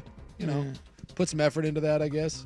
I don't know where you get a giant devil head Trump sign, but... Well, 5 were arrested, and something tells me they will not be pardoned. Probably not. These people are crazy. There's something wrong with them. I would like to ask people that do this sort of thing, like, what are you hoping to accomplish? Totally. I mean, you live in Portland. Do you think, like, what? Who are you? You're in Portland. Who are you trying to convince? Like, go march down in Georgia someplace. Go march in a battleground state. Well, you're trying to change anyone's mind. Then you're getting a civil war. That's true. But, like, I don't know, just marching in Portland? Like, yeah, everyone agrees with you. Cool. Your January 6th brethren in Oregon and Washington. Yeah, they've been freed, man. Have been freed. Yeah. Roughly 1,600 people charged in connection with the January 6th attacks on the U.S. Capitol. And some of them really violent. They are out. Yeah. All pardoned. He's just like, apparently, Trump just said, F it. Yeah. Get them all out. Yeah, because originally they were going to take a nuanced approach, and anyone that committed acts of violence were not going to be pardoned. But then he was like, it's fine. I saw one of the people getting interviewed about it today was like, well, I'm not sure I've really seen evidence that there was violence. And the anchor goes, we're showing you the footage of the violence right now. I also saw, too, in the pardon thing, the guy that, because we're all anti-cartels, right? And the drugs and all that. It's all would bad. like to think so. Well, didn't he put the cartels on the... Yeah, the cartels are like terrorist organizations now. Yeah. Like, so whatever, man. I get it. So we're anti-drug. He pardoned the guy that was serving 80 years that created the Silk Road. Literally the biggest online trader of drugs and human trafficking. So much for the Law and Order party. Like, he was doing 2 40-year sentences. And he was like, you're fine. He's like, you've been in prison Like the biggest criminal out there across multiple types of criminality. Why did he pardon that guy? I don't know. He said the same thing. He said he'd been in prison long enough. He was like, it's fine. Called the guy's mom and is like, he's getting out. Remember it was a big deal when they tracked that guy down and they finally caught the dude that was in charge of the Silk Road where you could buy anything? Yeah. Ross Ulbricht. San Francisco. I remember that whole thing. Yeah, well, apparently he's fine. But is that kind of the whole idea of like free market type thing? Free market? He was... Well, isn't that like, is there any justification for it? No.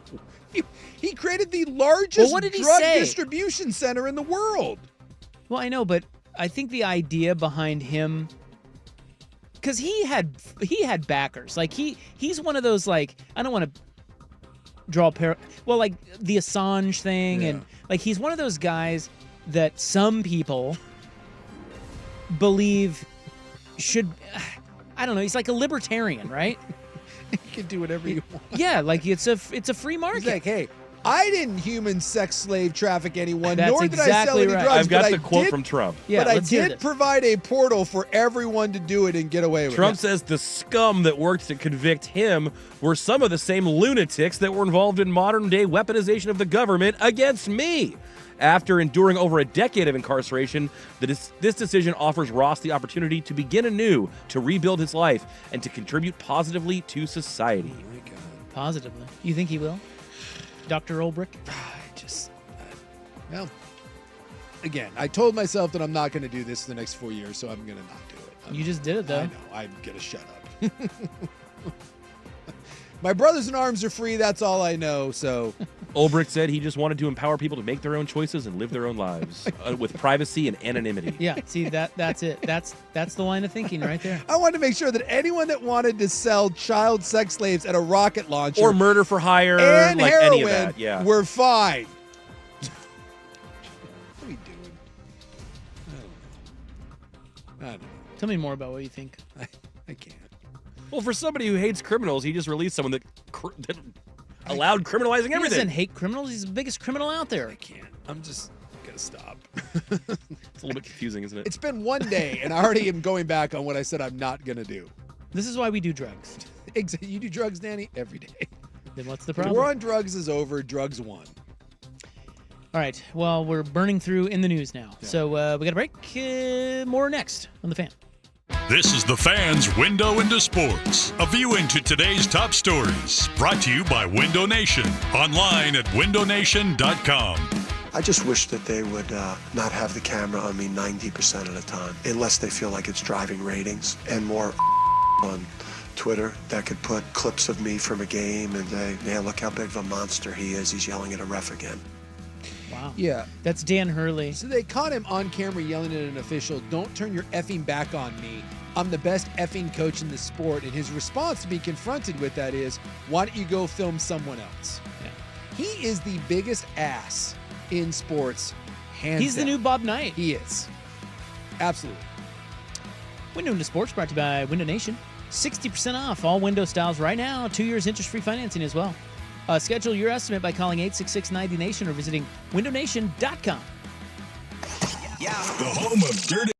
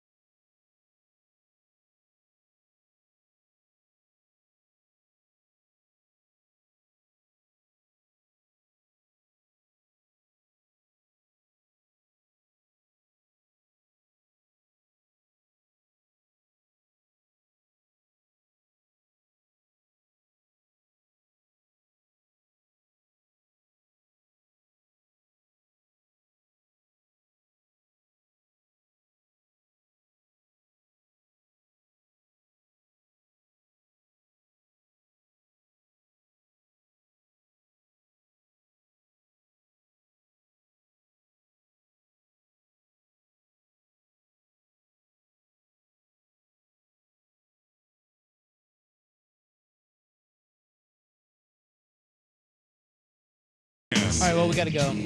I can tell you one more story, though. Please. This is in the. I'm going to squeeze something in. So there's a band coming to town who hasn't been here in 25 years, a very big act. Okay.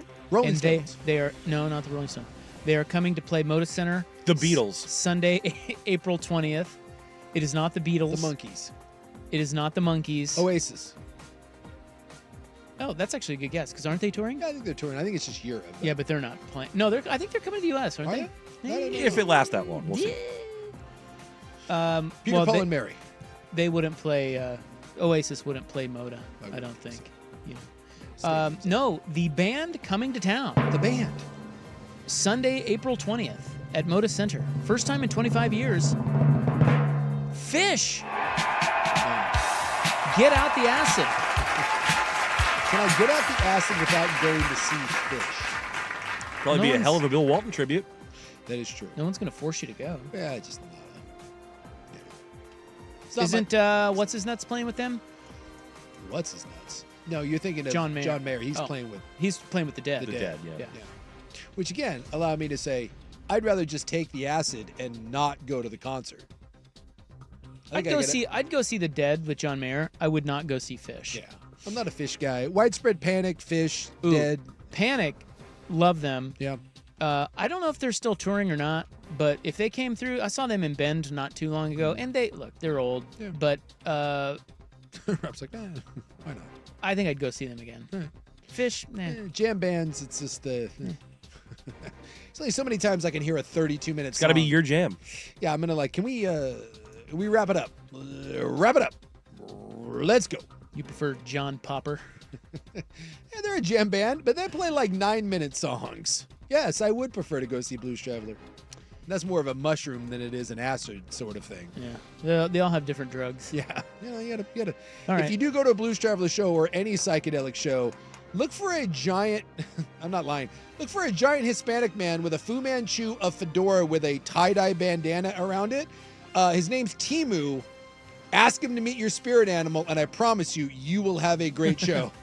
And he is at all of these concerts. My man Timu, shout out.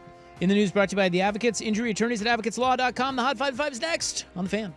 The forecast calls for wet weather.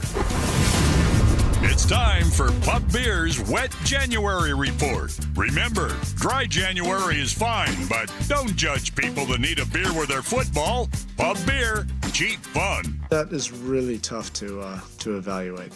Without Tyler, and just our overall intentionality was not at its highest level. Intentionality. That's Eric Spoelstra. How the hell do you lose to the Blazers? I don't know. And then Jimmy Butler. Intentionality. And then Jimmy Butler missed the plane. I mean, they've suspended him again. The NBA is such a joke. Yeah. The Miami Heat, just in general, they need multiple drinks. Heat culture. Hey, get Spoelstra from Miami. That's a good coach right there. Dry January is fine, but don't judge people who need a beer with their football. Pub Beer, cheap fun. Every year, as many as 19% of Americans participate in dry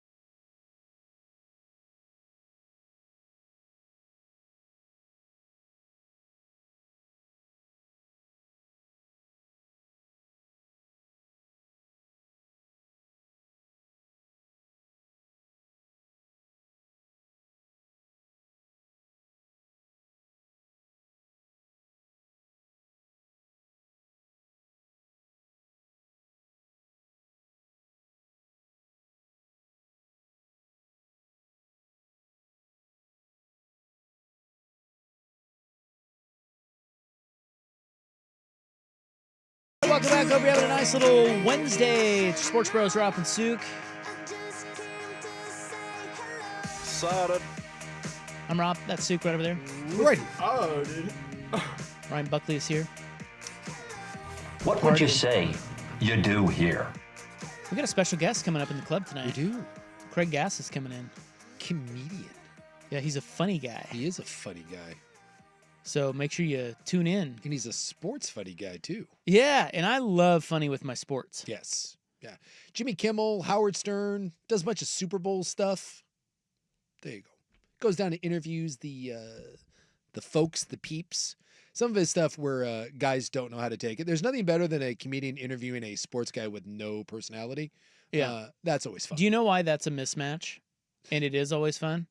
It's because the comedian is 50 times smarter than the guy he's interviewing. Yes. And he is 800 paces ahead of him. And the dumber guy can't keep up, and he knows it.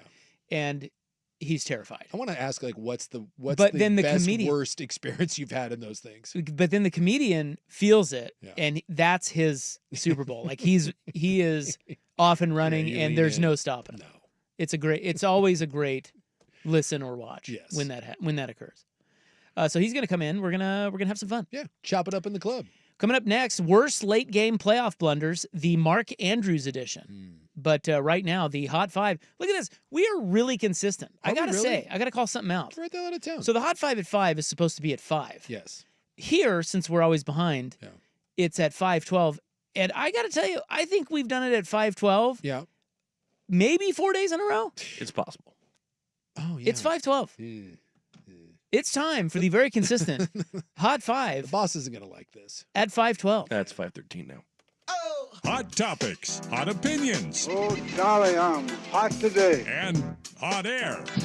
It's time for the Hot 5 at 5. That's hot. The Hot 5 at 5 on Primetime with Isaac and Sue. No, I mean it. That's very hot. The Hot 5 at 5 with Isaac and Sue. Brought to you on The Fan by Victorico's Mexican Food. Discover Victorico's new savory menu items. Order in-store, online, or get it delivered straight to your door at victoricos.com. You can also get the Power Snatch. Number 5. Well, being the one man with courage on The Fan who acknowledges that the golf season has begun, I will now give you golf scores. I can't wait. Is it TGL golf scores? That's the only That's the only golf league that I care about. Let's not get carried away. By the way, there's TGL golf controversy. Oh yeah. No. Yeah. We'll get to that in a bit. That's the why isn't it now? That's the golf that people It is care round about. 1 of the Farmers Insurance Open The Farmers at Torrey Pines in San Diego. When's the State Farm Open? They are starting a day early so as not to conflict with the NFL on Sunday because they're no dummies. The big handsome Swede has the lead. Ludvig Ober. I do love my Swedes. A buttery little 9 under 63 that is nice. On the North Course. Now on the South Course, which is much tougher, Danny Walker, or some guy, I don't even know who that is, he went 7 under. Not a ton of big names in this event as Tiger Woods, he's long gone, Phil's long gone. So this event's kind of getting shafted because it's not one of those elevated events. And that's sad because Torrey Pines is great. Number 4. Hideki Matsuyama is there. I know you love him. I do. He is 4 under. By the way, my man Ludwig, I think he looks like a serial killer. Just so you know. It's the eyes. Yeah, there's something. He's got that handsome American, in this case Swedish psycho. I can see If it turns out he's got bodies in the crawl space, I'd be like, yeah. He's got that very stoic, but like classically handsome thing going on. It's very odd. He lures people Like into Bundy. like a van somewhere. He's terrifying. The NBA is careening toward the All-Star break. Dallas currently 7th in the West. They are 23-20, but they may be without Derek Lively for the season. He has fractured his footsie. The 7-footer was averaging 9 points and 8 boards. Now, your Blazers have somehow rattled off 2 in a row. I don't like it. Don't talk tanking around them. I don't like it. They are in Orlando tomorrow to take on the Magic. Well, it's all about Scoot, man. He's going to that lake. That and they're just, the Miami Heat suck really bad. I'm going to go to that the lake. Bulls and the Heat, I think, are their last 2 that they've beat. Magic Johnson. Look at you, disseminating sports information. That's right. I think they now are like the 7th worst record, which is not good. Again, Not you need good. You need bottom 6. That's the line. Number 3. Matt Stafford's wife says her boo busted some ribs in Week 15 against the Niners. Why is Matthew Stafford's wife always like disseminating She has a information. podcast, doesn't she? Yeah. Oh yeah. is that She why? likes being out there. She said that he re-aggravated the injury last weekend against the Eagles. Remember, he left the game for a bit. Yeah. He got smacked around. Is Matt Stafford's wife the new Brenda Warner? A little. I mean, kind of. Another Rams? Although I think QB Brenda wife? Warner is way cooler than Matt Stafford's wife. Matthew Stafford's wife is. I'm She not. seems a fan. like kind of a Karen. Not a fan. Stafford is 36. He says he's going to take some time to decide if he wants to retire. One guy who will not be retiring is pass rusher Khalil Mack. Yeah. Remember they said his name Nice is job on the pronunciation. there. Khalil. Yeah, it's so weird. Yeah, he said he's going to come back from another year. Yeah, he plays for the Chargers, but he's going to be an unrestricted free agent. Someone will pick him up. Kind of a Von Miller-esque. Still get after the quarterback a bit, but I not forgot what he was. Von Miller's in Buffalo. Von Miller. Tony is in Romo Buffalo. pointed him out on the broadcast the other day. I'm like, oh yeah, he's still out there. Still He there. didn't do much, but he's out there. Nah, he's not. He's a shell of himself. But you're hoping, third down situations, close out a game, he can come up with a play. Bucks OC Liam Cohen is out of the running for the Jags job. Just after that announcement, the Jags announced they had fired their GM, Trent Baalke. Turns out that a lot of the top candidates didn't want to work with Baalke. One, he's not a very good GM, and two, he's a lame duck guy. So the Jaguars really screwed this. You think the Cowboys are screwing up their coaching search? The Jaguars are like, hold my beer. Elsewhere, Bucks assistant GM John Spytek has been hired as the GM of the Raiders. He played with Tom Brady at Michigan and, of course, ran with him in Tampa. So that's the connection. And now they got to find a coach and a quarterback. Supposedly that was the Ben Johnson thing. Is Ben was interested in the Raiders job, but I think it was the idea of not having a quarterback and not sure how you're going to get one that ultimately landed him in Chicago. I think that that's smart. Yes. If I'm Ben Johnson. Well, when you only get one of these and you don't know if you're going to get another crack, I think it's just really hard to take a job without a quarterback and you don't have a top pick, especially in a weak quarterback draft class. And if you look at next year's class, it also projects right now to be very weak. And going into a division with some of the very best quarterback play in the league. I mean, it's killer. It's an absolute killer. When you got Bo Nix, Justin Herbert, and Pat Mahomes, and you have... We don't know yet? Yeah. Insert question mark here. Aiden O'Connell? Yes. Seriously, that's what you got. Jimmy Garoppolo. It is official. The Jets have hired Lions defensive coordinator Aaron Glenn as their head coach. He was a first-round pick of the Jets in 1994. And in unrelated coordinator news, Al Golden is leaving Notre Dame. He will be the new defensive coordinator of the Cincinnati Bengals. Yeah. And, Al Golden did a great job at Notre Dame. He is he's an underappreciated part of that, because that team was built on defense and running the ball. Yeah. Just to see, too, where the reports were that Notre Dame players were threatening reporters after the championship I did game. see that. Did we ever find out what that was about? I just saw an awful announcing post about it just now. Dan Wolken. Dan Wolken said that he was writing an article on the Jeremiah Smith catch, right? That was the focus on it. Okay. And so he went into the locker room, the Notre Dame locker room, because he had talked to Jeremiah Smith, he had talked to Will Howard. So he goes into the Notre Dame locker room to talk to, I think Grant was the corner. Get the other side of the story. The other side of the story. And he said he walked in and it was already really tense. And one of the reporters was like, dude, don't ask him. Like it's turned into a whole thing. I guess players were yelling and bitching and at other reporters. And so he was like, well, if I can't get that side of the story, this isn't worth it. So he went to leave and said something to the SID, and the SID kind of lit into him. And then he claims that players were threatening, said they were using really aggressive language. He said in all his years, he had never seen anything like it in a locker room. Just because he was going to write about that? I guess people were asking the corner and asking players about the throw to Jeremiah Smith. Well, yeah, and it's part of the game. And apparently Notre Dame was not all about it. See, can't handle losing. Yeah, he just said he had, and that's an experienced reporter. He said he had never seen anything like it. And during normal NCAA games, you don't have access to the locker room, but in the playoffs and the championships, you do. And his point was, dude, you have to, as an SID, inform your players that, dude, this is going to be part of it. It's going to be a little different, and you're going to have to take it. And apparently Notre Dame did not handle it very well at all. Victor Rico's Mexican food is a hit with the whole family. Order in-store, online, or delivered to your door at victorricos.com. When you think of flavor, think of Victor Rico's. Worst late-game playoff blunders, the Mark Andrews edition. Next on The Fan.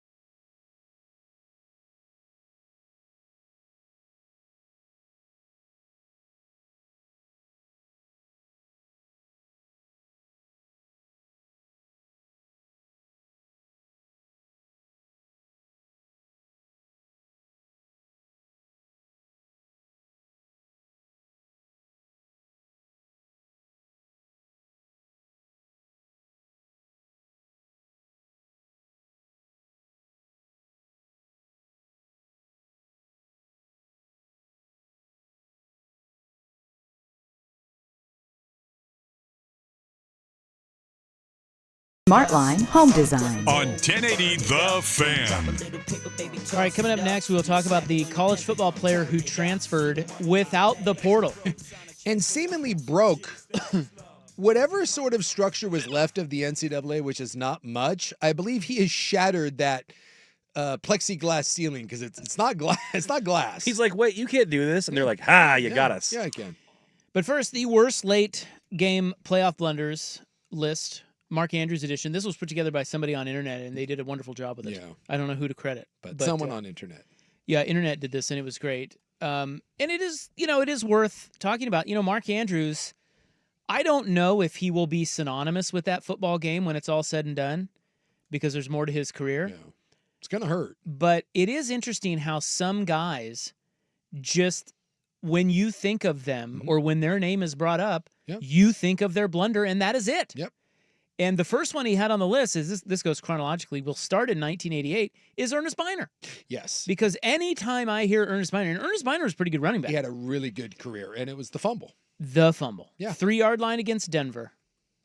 I mean, and at that time, I mean, I guess think about this. You said what was that? 1980 what? 1988. And Cleveland has still never been back. Like that was their chance. And Ernest Biner was a really, really good player for them. And that's he is the NFL's Billy Buckner. I don't know if there's one more synonymous with just one thing than Ernest Biner. Yeah. Okay, the next one on the list, the 2000 NFC wildcard. I had forgotten about this, but once I saw the video, I was like, oh, yeah. There were 2 minutes left, and Zahir Hakeem muffed a punt for the Rams that allowed, because they were going to try to drive down and tie the game against the Saints, and he muffed it. Yeah. And cost them the game. The only thing about him is, because I do remember that, but I don't, I remember that play, but only because you brought it up. Yeah, I remember the play, but interestingly enough, this is what my point. We don't. If I were to bring up Zahir Hakeem on the show, I would just say greatest show on turf with Warner and Isaac Bruce. Yeah, you wouldn't think of it. Yeah. 2001 AFC divisional round. The Titans are down 17-10, and I'd forgotten about this, but I remember it once I watched it. They were down 17-10 and driving with under 5 minutes left, and Eddie George dropped a short pass, and it fell right into the hands of Ray Lewis, who returned it for a touchdown. Thanks for coming. It was very similar to, not same type of game situation as the Texas-Ohio State playoff game the other day, where Quinn Ewers, fumbles, scoop and score, game over. Thanks for coming.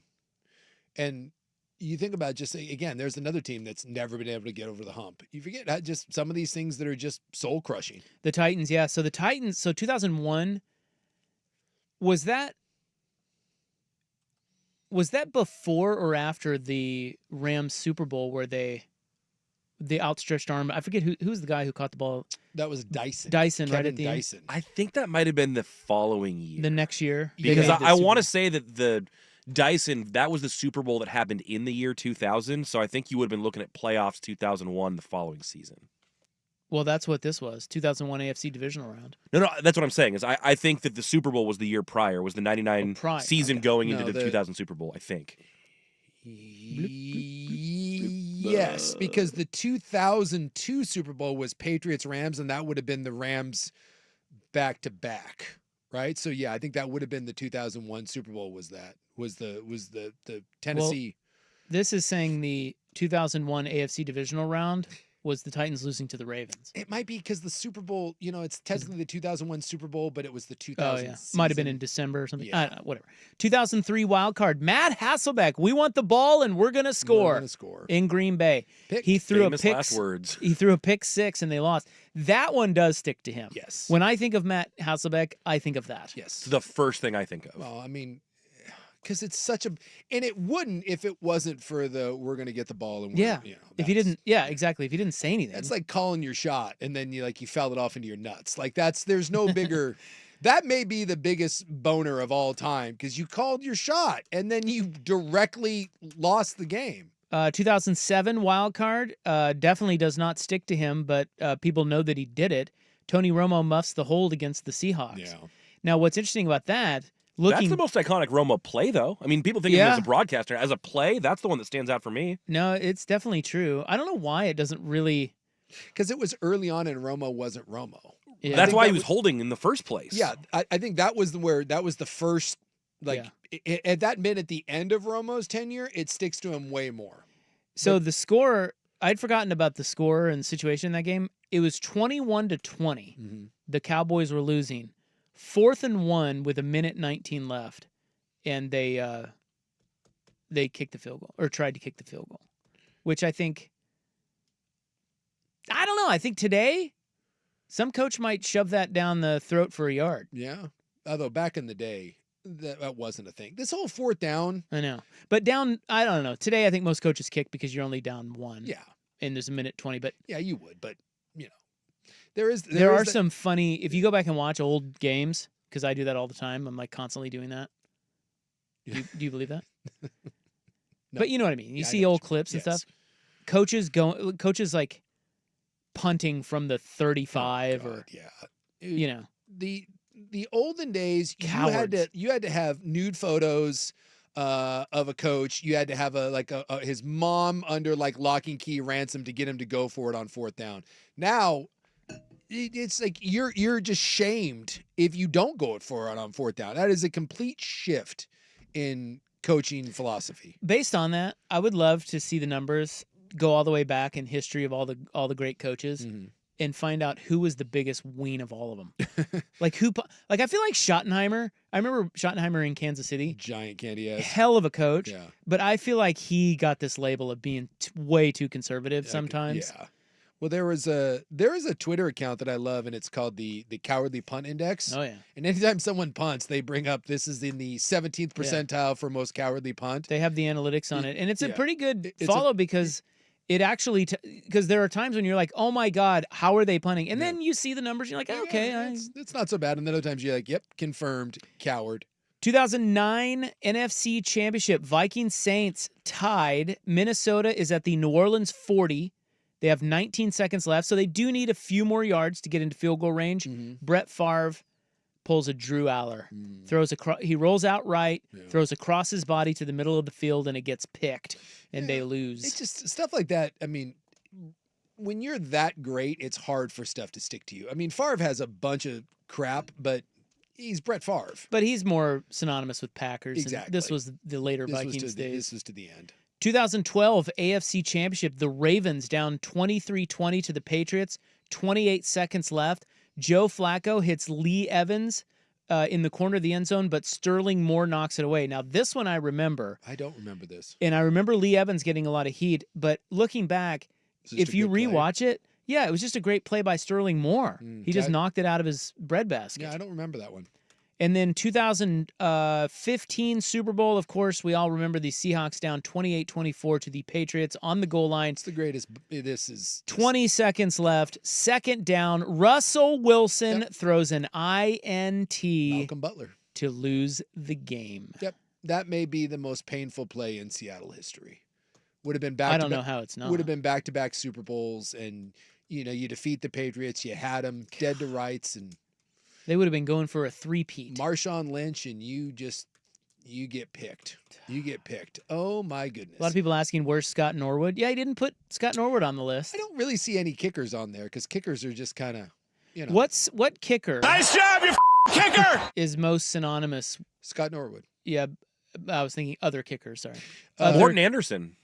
Was it Morton? Or which was the one that hadn't missed in 2 years? That's Gary Anderson. Gary Anderson. Yeah, excuse me. Gary Anderson. But wasn't that a really long kick that he missed? No, I don't think No, so. it was short. It was like 38 or something. But that was the one, that Minnesota team with Randall Cunningham and Chris Carter. Had not missed a field goal all season, maybe 2 years. They were and like then a missed that one. 14-win team or whatever. They were the best team in the NFL that year, and the Atlanta freaking Falcons. And Gary Anderson hadn't missed a kick all year, and he shanked it. That made for a super lame Super Bowl with did. Atlanta and Denver. And they just got annihilated. Chris Chandler. That Minnesota Tim team Dwight. was really, really good. And, I mean, you look at, and they had, I think, John Randall's on that. I think Chris Dolman might have been on that team. I mean, it was just loaded. And they lost to freaking Jamal Anderson and the Dirty Birds. Nice play, you effing kicker. Cody Parkey, I remember him. The double doink. Double doink. Yeah, kickers, I think, are, I think it's a little easier to just associate kickers with that than it is everyday players.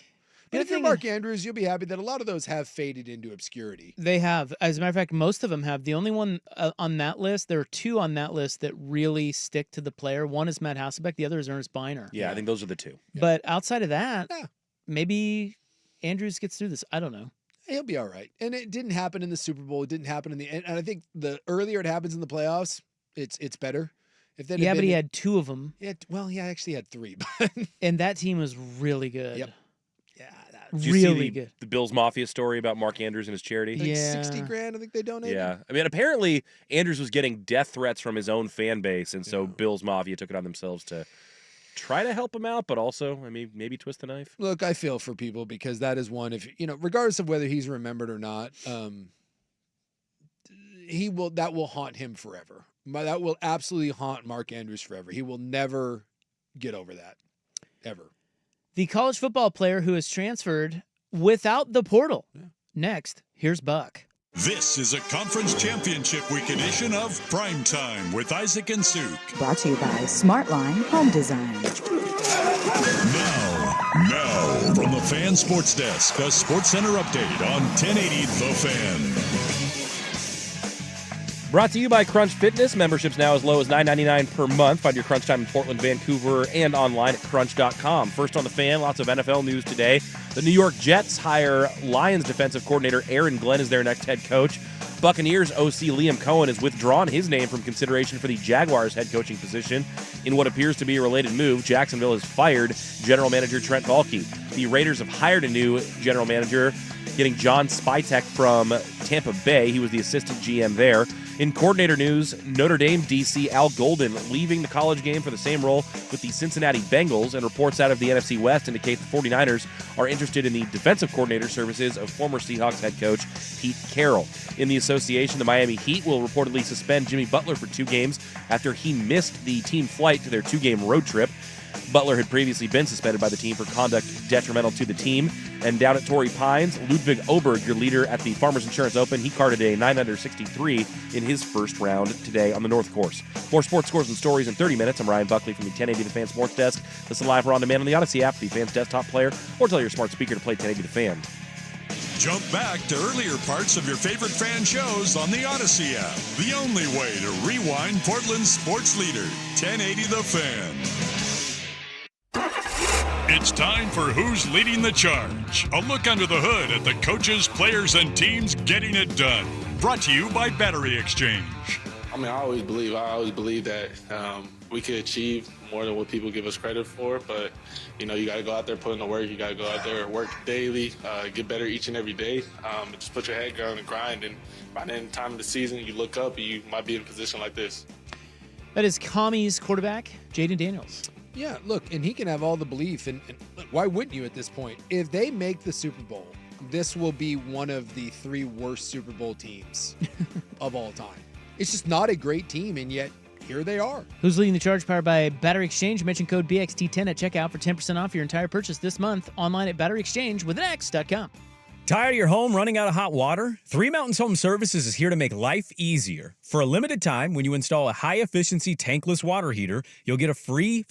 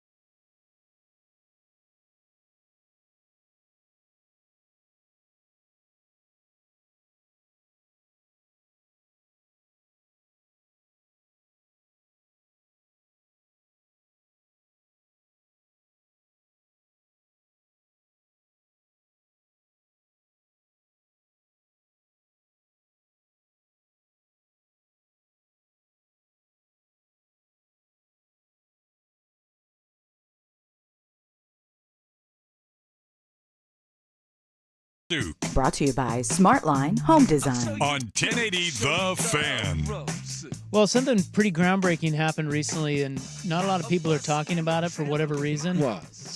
And it is that Wisconsin defensive back Xavier Lucas left Wisconsin and is now going to play at Miami. Yeah. But he didn't enter the portal because Wisconsin refused to put him in it. They were having a revenue sharing contract dispute. Yep.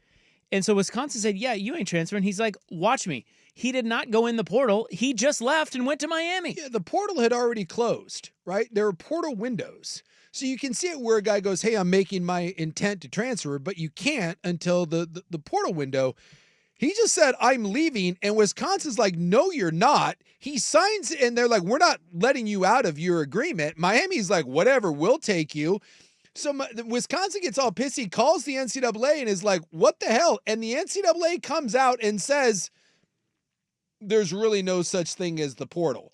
And like reporters were asking the NCAA about this, and the NCAA basically admitted that the portal isn't a real thing. They said, well, we don't really have any way to enforce it, and it's just more of a, it's more of an, yeah, they went, oh.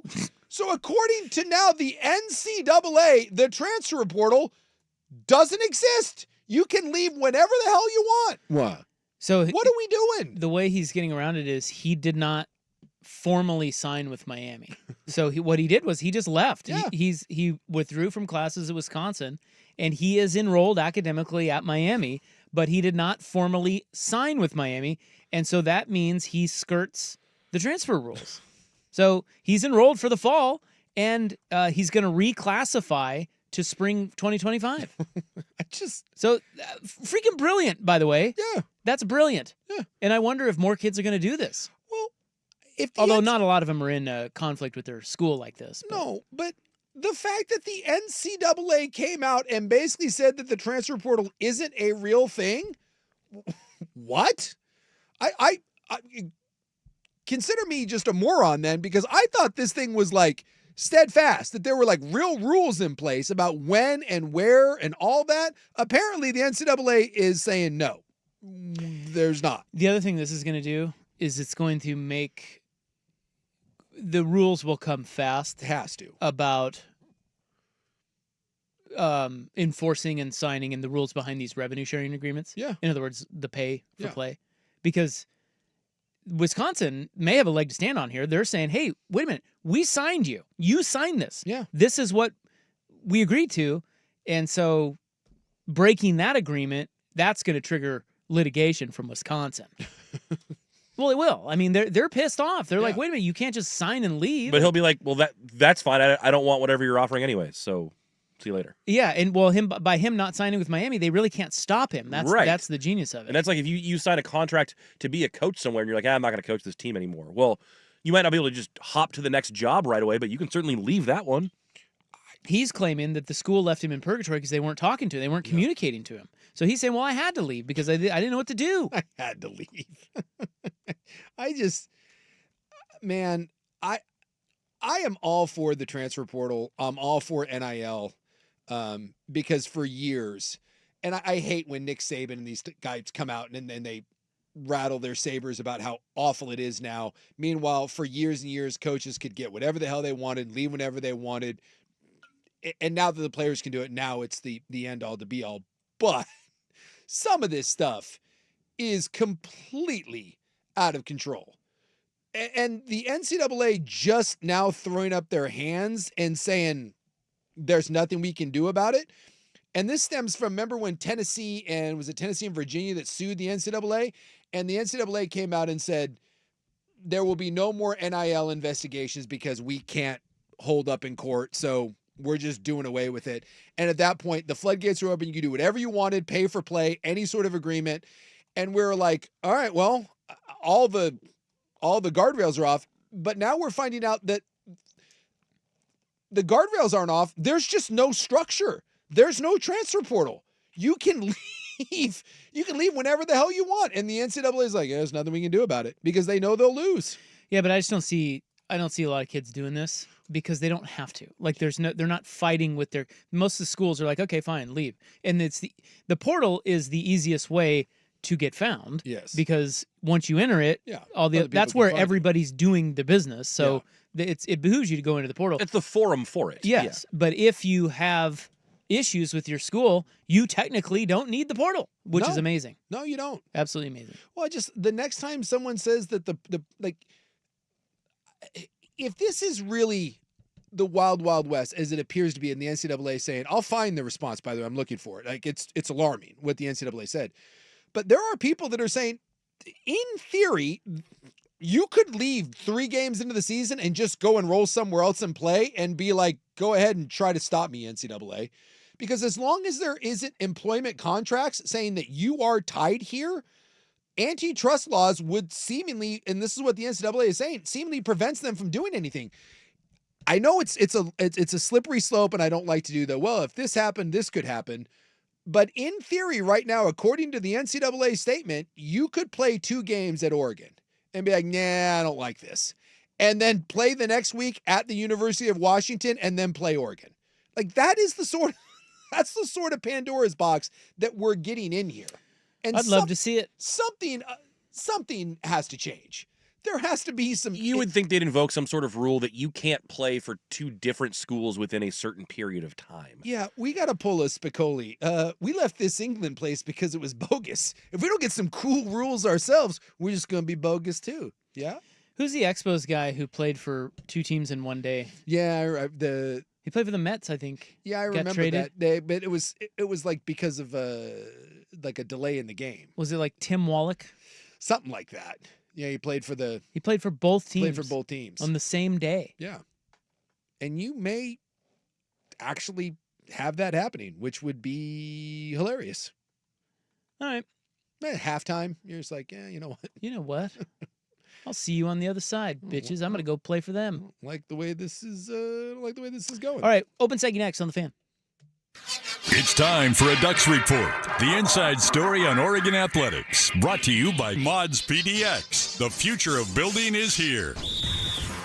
No audio here, but I have hot track and field news as Oregon's Hayward Field going to be the host of both the Big Ten championships this year and the national championships this year. Can it just be the home for everything involving track and Tracktown field? USA, it should be. Well, is there anyone else that embraces and has that facility? Just make it the permanent home and Well, they're getting them both this year. call it good. Mods PDX, the future of building is here. The home of dirt and spray. It was a perfect weekend of football. Like, I know the Commanders were 10 out of 10. No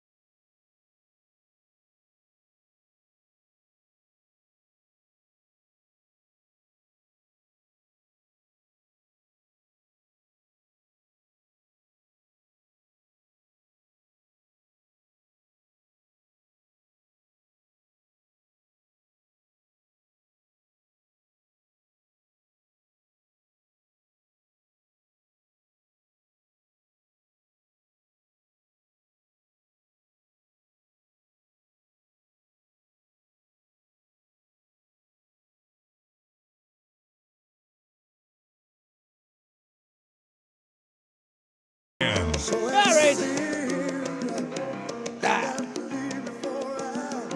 All right. I'm old. I am dying. I'm done with No, I'm not sports. gonna give you no cookie. I'm tired of talking about sports with you guys We've tonight. sportsed very hard today. Super This sportsy. is about as hard as we've sportsed. What's going on? I'm sports exhausted. Me too. Well, it's Nice job, you kicker! freaking kickers. We have a guest coming in, I think. Yeah, I think he just pulled up. I gotta go get him. Oh. You're going to escort him in? Yeah. Well, I mean, I don't know how else to let him Piggyback? in. I don't know. When's the last time you gave another grown man a piggyback ride? I remember drunkenly hopping on a friend's back not too long ago. Yeah. Downtown Portland, and we fell. Really? Yeah. Well, I don't think That night got away from us. I don't think I can. Like, you got to be a hefty individual for me to even attempt to get on your back. Well, yeah, you're too big, but Yeah.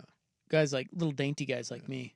I honestly, the last time I gave a grown man a piggyback ride might be when Pat Casey drunkenly jumped on my back at Yeah. a charity event. That was many years ago. Yeah, that was many years ago. I see his brother retired. Did you see that? No, I did not. Does he want a piggyback ride? He was the coach at George Fox. Did you know that? I did not know that. I did not know about the other Casey brother. So now they're both retired doing whatever the Caseys are doing. All right, well, go get our friend. See what I can do. Craig Gass is coming in. Comedian. Impression man extraordinaire.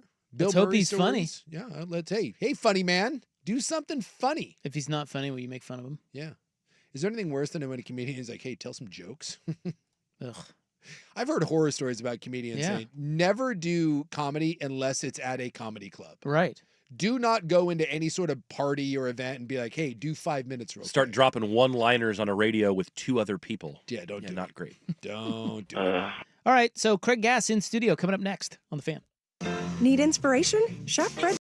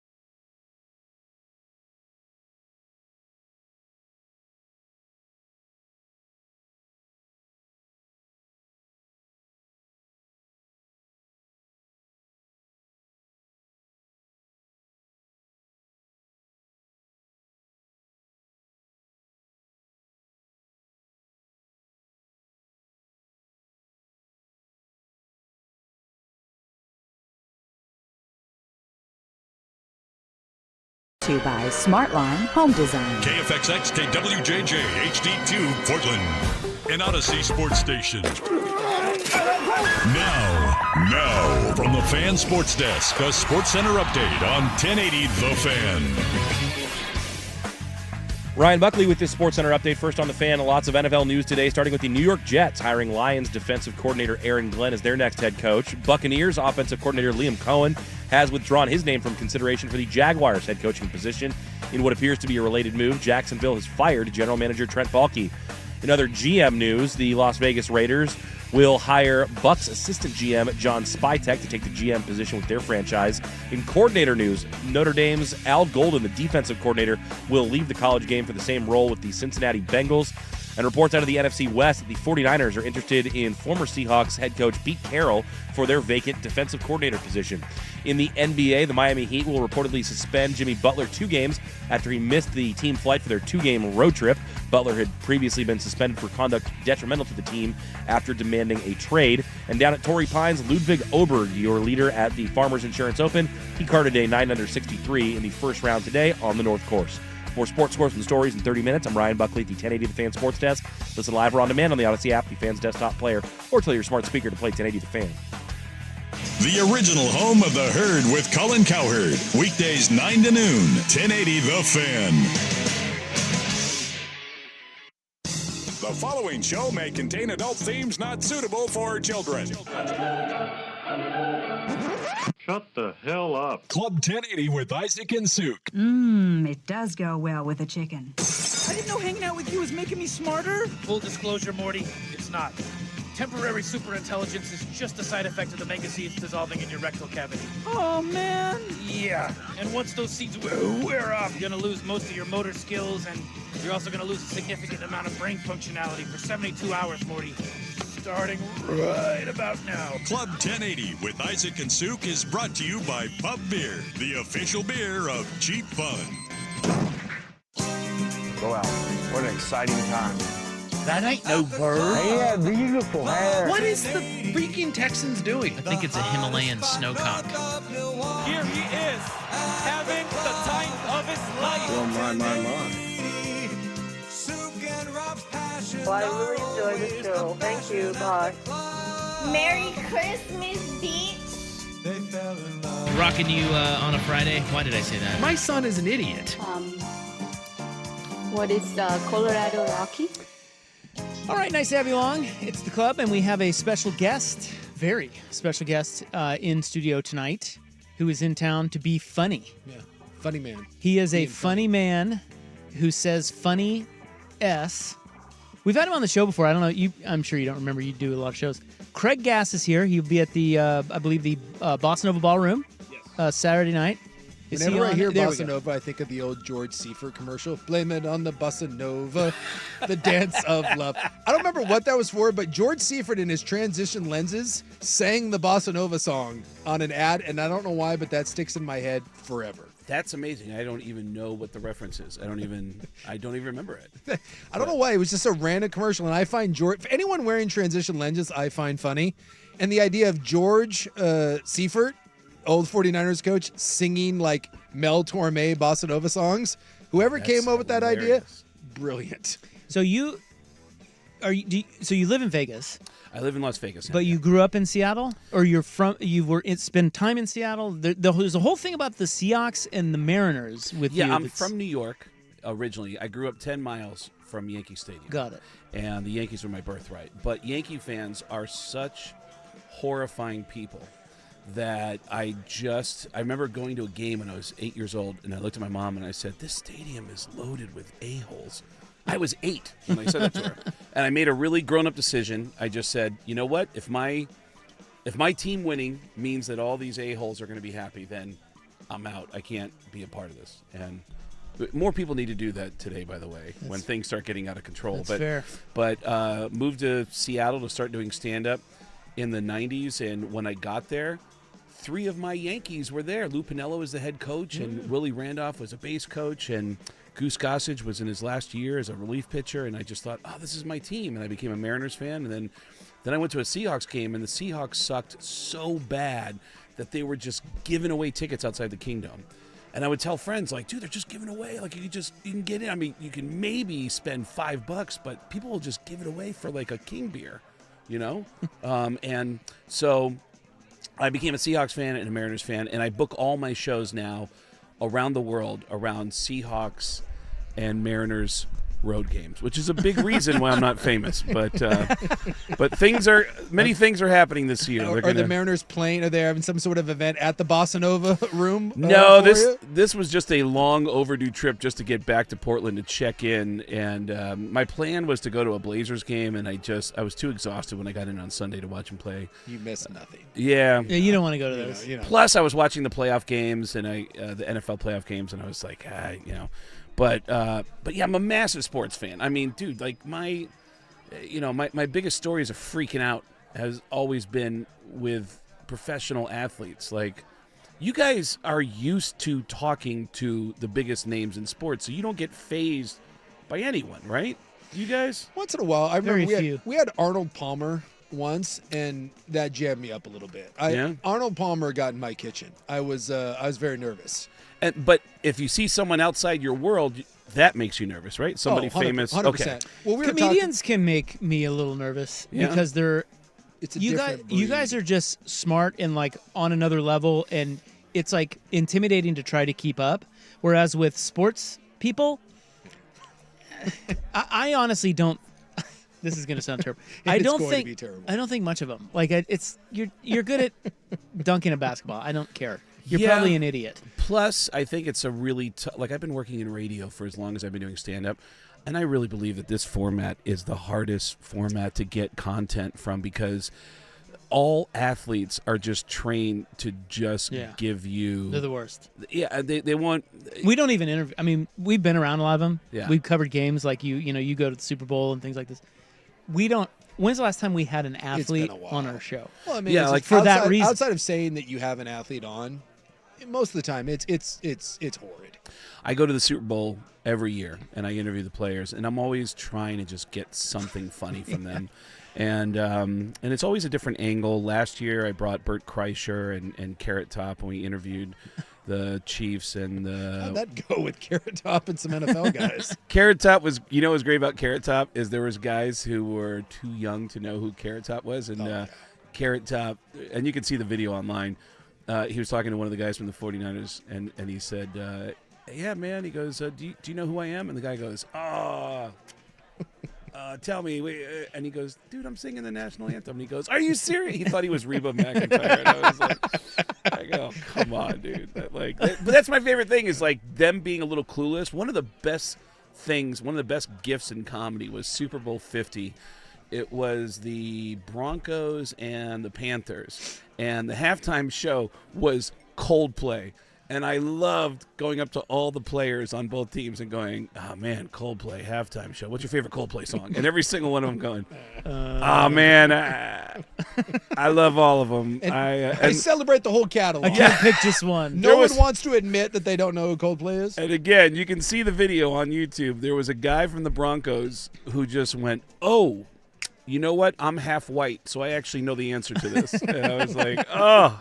And that's what you hope for. You hope you're going to get funny stuff, like when you talk to these players, like because even at the Super Bowl, there are people that are just asking, what are your feelings about Sunday? What are you going to get out of that? Yeah, like they like your interviews better than they like. Well, they get sports interviews. I've learned over the years how to approach them because there was a couple of years where I'd go, hey, man, my name's Craig Gass. I'm a comedian. And the first thing they would always say is, uh-oh. And I'd go, no, I'm not. Yeah. Dude, make fun of me. Look at me. Look at this. Like, you can make fun of this. Like, I'm not going to make fun of you. I want you to be funny. And so I started setting up just bulletproof approaches. Like, there was one Super Bowl in Houston. It was the Rams and the Patriots. And my theme was, it was just after COVID, so I put on weight. I got fat, and I wanted to ask all the players, like, and this is true. My birthday is 2 weeks after the Super Bowl, so asking all the players, like, hey, it's my birthday in 2 weeks. How do I look like you in 2 weeks? And there was a guy from the Rams who I didn't even finish the question before he went, pray to Jesus, and I went, oh my God. And you know what? In that video, you can see Rob Gronkowski I said, Rob, my name's Craig Gass. I'm a stand-up comedian. It's my birthday in 2 weeks. How do I look like you in 2 weeks? And Rob went, and he looked me up and down and went, oh my God, how much time do you have? And I said, 2 weeks. And he went, oh, wow, okay. Taking it seriously. Okay, first of all. He's trying to help you. He goes, 1,000 burpees a day. And I said, what? And he goes, yeah, for sure. 1,000 burpees a day. And I go, do you think I could ever look like you, let alone 2 weeks from now? He probably does think that. But, I would think, because he's dumb is what I'm getting at. But I would think that it would, if you're doing a bit like that, that would be really hard to make athletes funny because most of them aren't. Right. So I would think that most of those bits are better because you can be funny off of them. Oh, yeah. Right? Like, that's the easy part. I think it would be harder to go in and actually try to tee them up and make them funny. Well, sometimes I just try to think of ways I can play into their wheelhouse that will elicit a great response. Like, I do the same thing at Seahawks training camp every year. I'm a huge Seahawks fan, and they let me come in and just have fun with the players every year. And, like, one year I just said, you're a professional football player. You're intimidating. I'm a comedian. Like, look, I'm not intimidating. I want you to just look in the camera and do an intimidating look, and then I'll try to copy it, and you just give me notes and tell me what I look like. And that was bulletproof. Just guys just getting stone cold looking in the camera. There you go. And then me trying to, and then them saying, like, do you have to go to the bathroom? I'm like, no, I'm doing the thing you taught me. Like, who was if you ever encountered an athlete that just,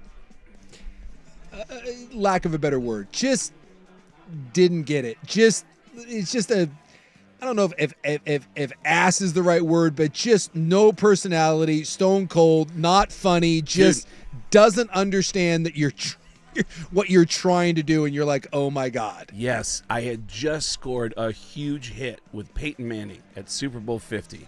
Peyton Manning, and this got like 3 million views within 24 hours. Because Manning's a great person. Oh my God, Manning knew what I was doing right from the get-go. I said, Peyton, my name's Craig Gass. I'm a stand-up comedian, and I want to pitch a game show idea that I have for you called Peyton Manning Trivia, where it is impossible for you to get any question wrong. And he went, impossible? And I said, for you, it'll be impossible. We're going to do a speed round right now. What is the largest city in the state of Nebraska? And he went, Omaha. Where is the College World Series played at every year? Omaha. Where is Warren Buffett from? Omaha. And every question, and then I went through and I fact-checked and I said, Omaha, Omaha, Omaha. You are correct, sir. You win again. And then he laughed. And then the Panthers come out, and I'm like, oh, man, wait till Cam Newton gets a hold of me, man. Cam Newton's going to love me because Peyton. And, man, Cam Newton, I don't know if you know this. Cam Newton, interesting fact about him is he named his son. He has a funny name for his son. Do you know what the name is by chance? We've talked about this. I do. Yeah. What is the name? Chosen. Because Cam Jr. would be too much pressure. Yes. That's what he said. Is that what he said? So his kid's name is Chosen.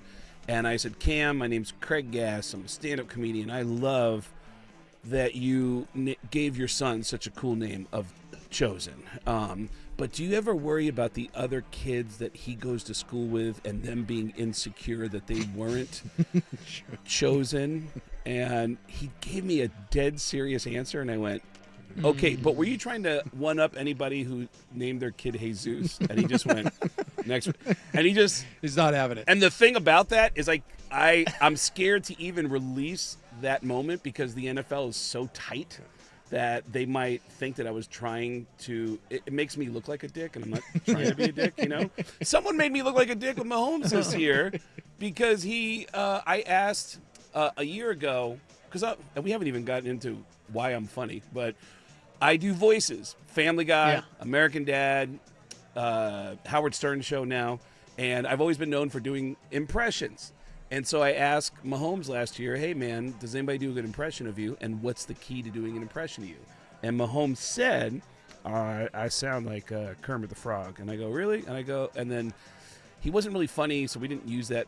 But this year in Vegas, I said, Patrick, last year when I talked to you, you said that you think you sound like Kermit the Frog. And he goes, yeah, I do. I go, do a Kermit the Frog impression. And he said, right now I'm doing it. This is it. My voice. This is it. I'm doing it.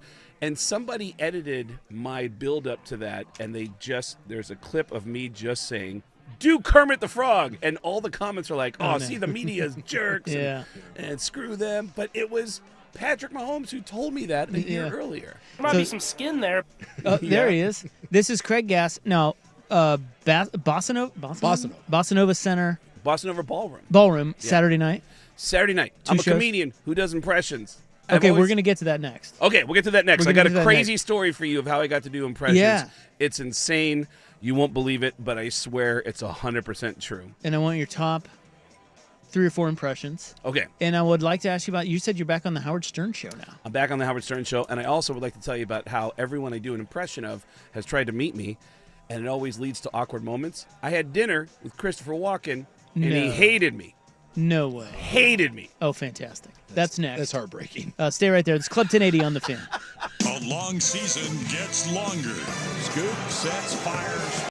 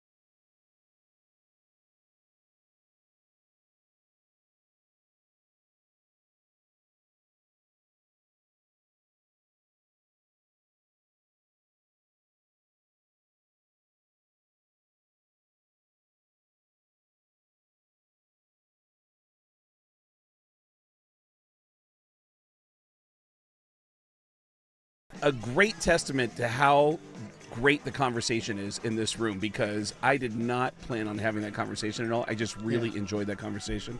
But yes. Well, we just kind of shoot the breeze here. But yeah, you have. Let's get to the meat and potatoes of all this here. So I'm a stand-up comedian. I played a bunch of characters on a bunch of TV shows, on King of Queens and Sex and the City. What would we know? I did something awful on Sex and the City. I don't even know if I can describe what I did on Sex and the City, because TV Guide referred to it as the grossest moment in television history. Really? I dated a girl named Miranda on the show. I know Miranda. Not in real life, but on the show. I dated Miranda. And I put on weight to do the show because we met at a Weight Watchers meeting. And my character is, every time I get together with Miranda, I love to perform. And every time I do, she has a huge reaction. And she has a very explosive reaction. Yeah. And all I want to do is hug her and hold her and kiss her afterwards, which freaks her out because of my face. Yeah. So, and that's all I did, by the way, on that set. That first day on the set, I just performed an obscene act for 19 hours. And that's it. From 6 o'clock in the morning. Oh my God. Take after take. 1 o'clock the next morning. We had all these different angles, and I had to put on different underwear because we had a couple of dates that ended. And what do you get paid for something like that? I think it was a few grand, and then the residuals, sometimes, like the residuals I get for Family Guy, are better than the actual pay for. All right, so I'm jumping ahead a little bit. So I'm mostly known as a voice guy. So, and I've always been able to do any voice that I hear because of how I grew up. This is not a joke. This is a true story. Everyone in my family is deaf. My mom, my dad, my sister are all completely deaf. Growing up in a deaf family, I couldn't learn how to talk from my family. I learned how to talk by watching TV and copying all the voices I heard on TV. Wow. Never got an accent from the Bronx, which is where I'm from, and everybody in the Bronx sounds like Tracy Morgan. Everybody in the Bronx talk like this, whether you black or white, male or female. That's crazy. Hey! This is the voice of your next door neighbor, and I'm a Vietnamese girl. That's crazy. Like, everybody sounded like that. Everybody had that super aggressive voice. So the weirder the voice, the easier it is for me to do it, which leads me to, if it's Christopher Walken, who's got a real stop and go kind of voice where he'll talk every once in a while. He'll stop. And that'll keep going, Or Adam Sandler, who's really silly, and that's shibby-doo. So now radio shows like Howard and cartoons, they'll bring me in to do voices, and I'm kind of resentful because when Suk was he was telling me a story about meeting somebody who was really excited to meet, and they weren't nice to him. I worked with somebody who I wouldn't say wasn't nice to me, but I just overshot. Like what we were saying earlier about like people outside your world, you get excited. My first episode of Family Guy, I'm so stoked because I'm such a fan. It's the only show I've been on that I'm actually a fan of. Like I never watched Sex and the City. I never watched King of Queens. But Sunday night is Family Guy for me. So to be in a room with Seth MacFarlane, because he does so many of those voices. Yeah. And he and they just discovered me on YouTube. This woman, their casting director, just said, "Hey, I saw these videos of you. Are you available to we want to offer you a job. Are you available?" And I was sitting in a Long John Silver's when she called me. I was the most, of course you were. I was the most available comedian in America at that time. I was like, yeah, I'm just getting some hush puppies. Like, so she brings me in, and it's just me and Seth MacFarlane. I can already tell I'm creeping him out because I'm laughing so hard that he keeps going, "All right, dude, just relax." Like, are you in a studio recording? Yes. Yeah. It's me. Just you and him. Me and Seth. Seth keeps doing one line as Peter Griffin where he keeps saying, "This is crazier than when Al Pacino was a slumlord laundromat tenant." And then they cut to me as Al Pacino surrounded by a bunch of broken down washers and dryers going, "You're out of order. And you're out of order. And you're all out of order." We did that 3 times. Great ass! That's it. And Seth MacFarlane, he's running the board, and he goes, "All right, man, I think we're good." But I'm so nervous because I think we're going to be friends now. Yeah. Because we're working together. Yeah. So I stand up and I go, "All right, so you want to hang out? And he goes, what do you mean hang out? And I go, I don't know. You want to grab a coffee or something? And he goes, dear. He goes, I got to work. And I said, okay, you want me to leave? He goes, yeah, get the hell Yeah. out of here. And I went, sorry. I grab my paperwork, I walk out, and they don't even call me again for like 6 months. And then Linda starts calling and saying, hey, Craig, can you do this voice or can you do this voice? And every time she calls, I'm like, yeah, I can do whatever voice you want. And then every time I come in, Seth MacFarlane's never around. there. It's always a guy named Mike Henry who does the voice of Cleveland and the creepy old guy. And every time I see Mike, I go, hey, Mike, is Seth around? And every time I see him, he goes, don't worry about Seth. We'll get you out of here real quick. We'll get you out of here really quick. You didn't stick the landing on that one. It's like a little too excited. Well, if you had that situation all over again, nothing changes. He doesn't want to hang out with you. I mean, no offense, but he doesn't. Like, you're not getting in that. Do you think there's a way you could have befriended Seth MacFarlane in that moment? I've learned to play it cool. And it's from moments like that of screwing up. Yeah. To where when I'm around other successful people, I bonded with Alec Baldwin. We did a TV show called Las Vegas. It was James Caan. Me and Alec Baldwin show up at the casino to rob the casino. And by the way, dude, Alec Baldwin likes me so much. He tells me this insane story about how he almost got in a fist fight with Al Pacino, which is the craziest. What? Every day, Alec Baldwin would come into my trailer. He'd knock on the door and walk in and go, can I hear some impressions? I love your impressions. Do you mind doing some impressions for me? And I'd always have people visiting me on the set, and I'd go, yeah, man. Hey, this is my buddy Suk. He's visiting from Portland. Will you do your Tony Bennett for him? Alec Baldwin does amazing impressions. Yeah, great SNL guy. Great SNL guy, and you ask him to do Tony Bennett, and it's like one of those voices where you go, what the hell does Tony Bennett sound like? And he'll grab an empty martini glass and go, yeah, I'll tell you what. I used to date Marilyn Monroe. Marilyn Monroe was a real foxy lady. I once made love to Marilyn for up to 12 hours until the paramedics came along and said, Tony, she's gone. The material is so dark. You know what's weird about that is it dead serious. There's a couple where when I think of Tony Bennett, I don't hear Tony Bennett's voice. I hear Alec Baldwin doing Tony Bennett. And there's another one like Robert Goulet. If I hear Robert Goulet, Will Ferrell. I just think of Will Ferrell. Agreed. I don't really know what Robert Goulet sounds like. I just think of Will Ferrell. Goulet. And doing Red Ships of Spain. Agreed 100%. The impression becomes how I think of his voice. So this guy, Alec Baldwin, starts telling me, he's like, I got to tell you my story. I got to tell you my story about Al Pacino. Because he always wants me to do Al Pacino for him every day.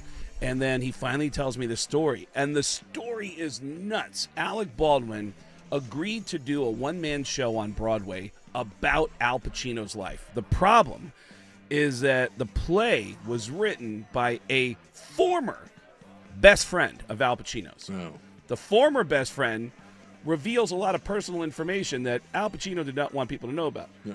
So Alec Baldwin starts hearing, and by the way, the play was scheduled to open on Tuesday, September 11th, 2001. Oh, gosh. So they ended up, I think they did a total of 2 performances. It was supposed to be a few weeks, and they just did 2 performances, scrapped the whole thing. But Baldwin keeps hearing through the grapevine, Al Pacino wants to kick your ass. And he says that he'll go to, events, and people go, listen, I don't know what's going on, all right? I'm just relaying a message to you. I just ran into Al Pacino at a movie screening last week. He says the next time he sees you, he's going to beat your ass. I'm just telling you. So he keeps hearing this through the grapevine, Pacino's looking for you. He wants to beat your ass. And Baldwin, at the time, was living in Los Angeles. He goes, so I'm in my apartment building in Los Angeles. The elevator door opens up. Who's in the elevator?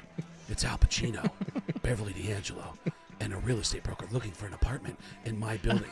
He said as soon as the elevator door opened up, Beverly D'Angelo looks at him and goes, Alec! Look who it is! It's Alec! Oh my God! We were just talking about you. You're so political. You should be a president or something. Weren't we saying that, Al? Weren't we saying that? And he said the whole time Pacino's looking at him going, Ooh, this guy does anything he wants, don't you, Alec? You do anything you want. And then Beverly D'Angelo, not picking up on what's going on, starts walking down the hallway with a real estate broker in tow. And Pacino just eyeballs him as he walks past him. And Baldwin says, Al, can I talk to you for 1 second? And he goes, What, you got something you got to say to me? What do you got to say to me, Alec? And he goes, listen, I know you know about the play. And he goes, Play. You're in a play. Tell me about your fruity little play, Alec. I'm dying to hear about your little play. Oh, God. And he goes, listen, I know you know about the play. I just want to tell you 3 things. I didn't do it out of disrespect for you. Number 2, I only agreed to do it in New York, not in your backyard. And number 3, and this is the truth, I've never had more fun than I did playing you. And that's the truth. And he said, Pacino looked at him and went, Alec, how in the world can you have fun being me? Because I'm miserable. I'm miserable. And Baldwin said he put his arms around Pacino and just hugged him, and Pacino just went, Jesus Christ. And he softened up, and they worked through it. But my God. That's a true story? 100% true story. Fantastic. Yeah. Oh, my God. I told the story once on the air, and then I was like, should I say this? Should I say this? And then a few years ago, somebody sent me a video of Alec Baldwin on the Conan O'Brien show going, who's that guy who does that impression of me that I love and does Al Pacino? And he called me out, and he said, Craig, it's Craig Gass. I'm like, wow. And that's a guy who, you meet someone, they give you their phone number, and then every time you scroll through, you're like, I'm not calling Oh, my that guy. God, yeah. Why am I going to call Let's that dude? text Alec Baldwin right now. What are we going to text him? Wait, okay, so circling all the way back Yes. before we take a break, and then I want to hear the Christopher Walken story. Yes. But you said something that I think is right. When you're trying to befriend a Seth MacFarlane, or you want to, at least break the ice with somebody like that, you're absolutely right. You just play it like they play it. If you're around them long enough, you need to give off the impression that you've been in a room with a million Seth MacFarlanes and there's nothing new about this moment. And then maybe you get in with Seth MacFarlane. Or just be likable. Just be a charming, likable person. What if you're not? That's on you. That's something that you just kind of find out. Yeah. You're like, hey, nobody's hanging out with me. Yeah, I wonder why nobody But likes I found that even when I get a little aggressive, like the only reason I prank called Tom Arnold and all he wanted to do was be friends with me, but then I got kind of scared, like, man, I called this dude. Do we have time for? Should we? How long is the story? It's a 3-minute story. Okay. All right. So, and by the way, there's a 2-minute PS on the back end about how I've been hurting his feelings every year at the Super Let's Bowl. pause. I know better than this. We got to. There will be follow-up questions. We'll pause. Hey, listen. Everything I've just told you so far is a censored version of everything. Yeah. If you want to hear the uncensored version, go to the Bossa Nova Ballroom this weekend. I'm doing 2 shows on Saturday. I'm usually hilarious. BossaNovaBallroom.com. BossaNovaBallroom.com. Or go to GetGas.com, which is my website. GetGas with 2 S's.com. 6 p.m. and 8:30 at Bossa Nova Ballroom. Good radio guy. Absolutely. This guy. Craig Gass is our guest. More with him next on The Fan. Here's Buck. Because she got a great ass, and you got your head all the way up it. This is a conference championship week edition of Primetime with Isaac and Suk. Brought to you by Smartline Home Design. Now, from the Fan Sports Desk, a Sports Center update on 1080 The Fan. Ryan Buckley with this Sports Center update. First on The Fan, NFL news today, starting with the New York Jets hiring Lions defensive coordinator Aaron Glenn as their next head coach. Lions now down both coordinators as Ben Johnson has taken the Chicago job. Buccaneers offensive coordinator Liam Cohen has withdrawn his name from consideration for the Jaguars head coaching position. It appears, in what appears to be a related move, Jacksonville has fired general manager Trent Baalke. In other GM news, the Raiders hiring GM John Spytek. He comes by way of Tampa Bay, where he was the assistant GM. In coordinator news, Notre Dame DC Al Golden going to leave the college game for the same role with the Cincinnati Bengals. And reports out of the NFC West indicate the 49ers are interested in former Seahawks head coach Pete Carroll for their vacant defensive coordinator position. In the association, the Miami Heat will reportedly suspend Jimmy Butler for their road trip, 2 games, as he missed the team flight to said road trip. Down at Torrey Pines, Ludwig Oberg is your leader at the Farmers Insurance Open. He carded a 9-under 63 in his first round today on the North Course. More sports scores and stories in 30 minutes. I'm Ryan Buckley, the 1080 The Fan Sports Desk. Listen live or on demand on the Odyssey app, the Fan's desktop player, or tell your smart speaker to play 1080 The Fan. The Fan is live on YouTube.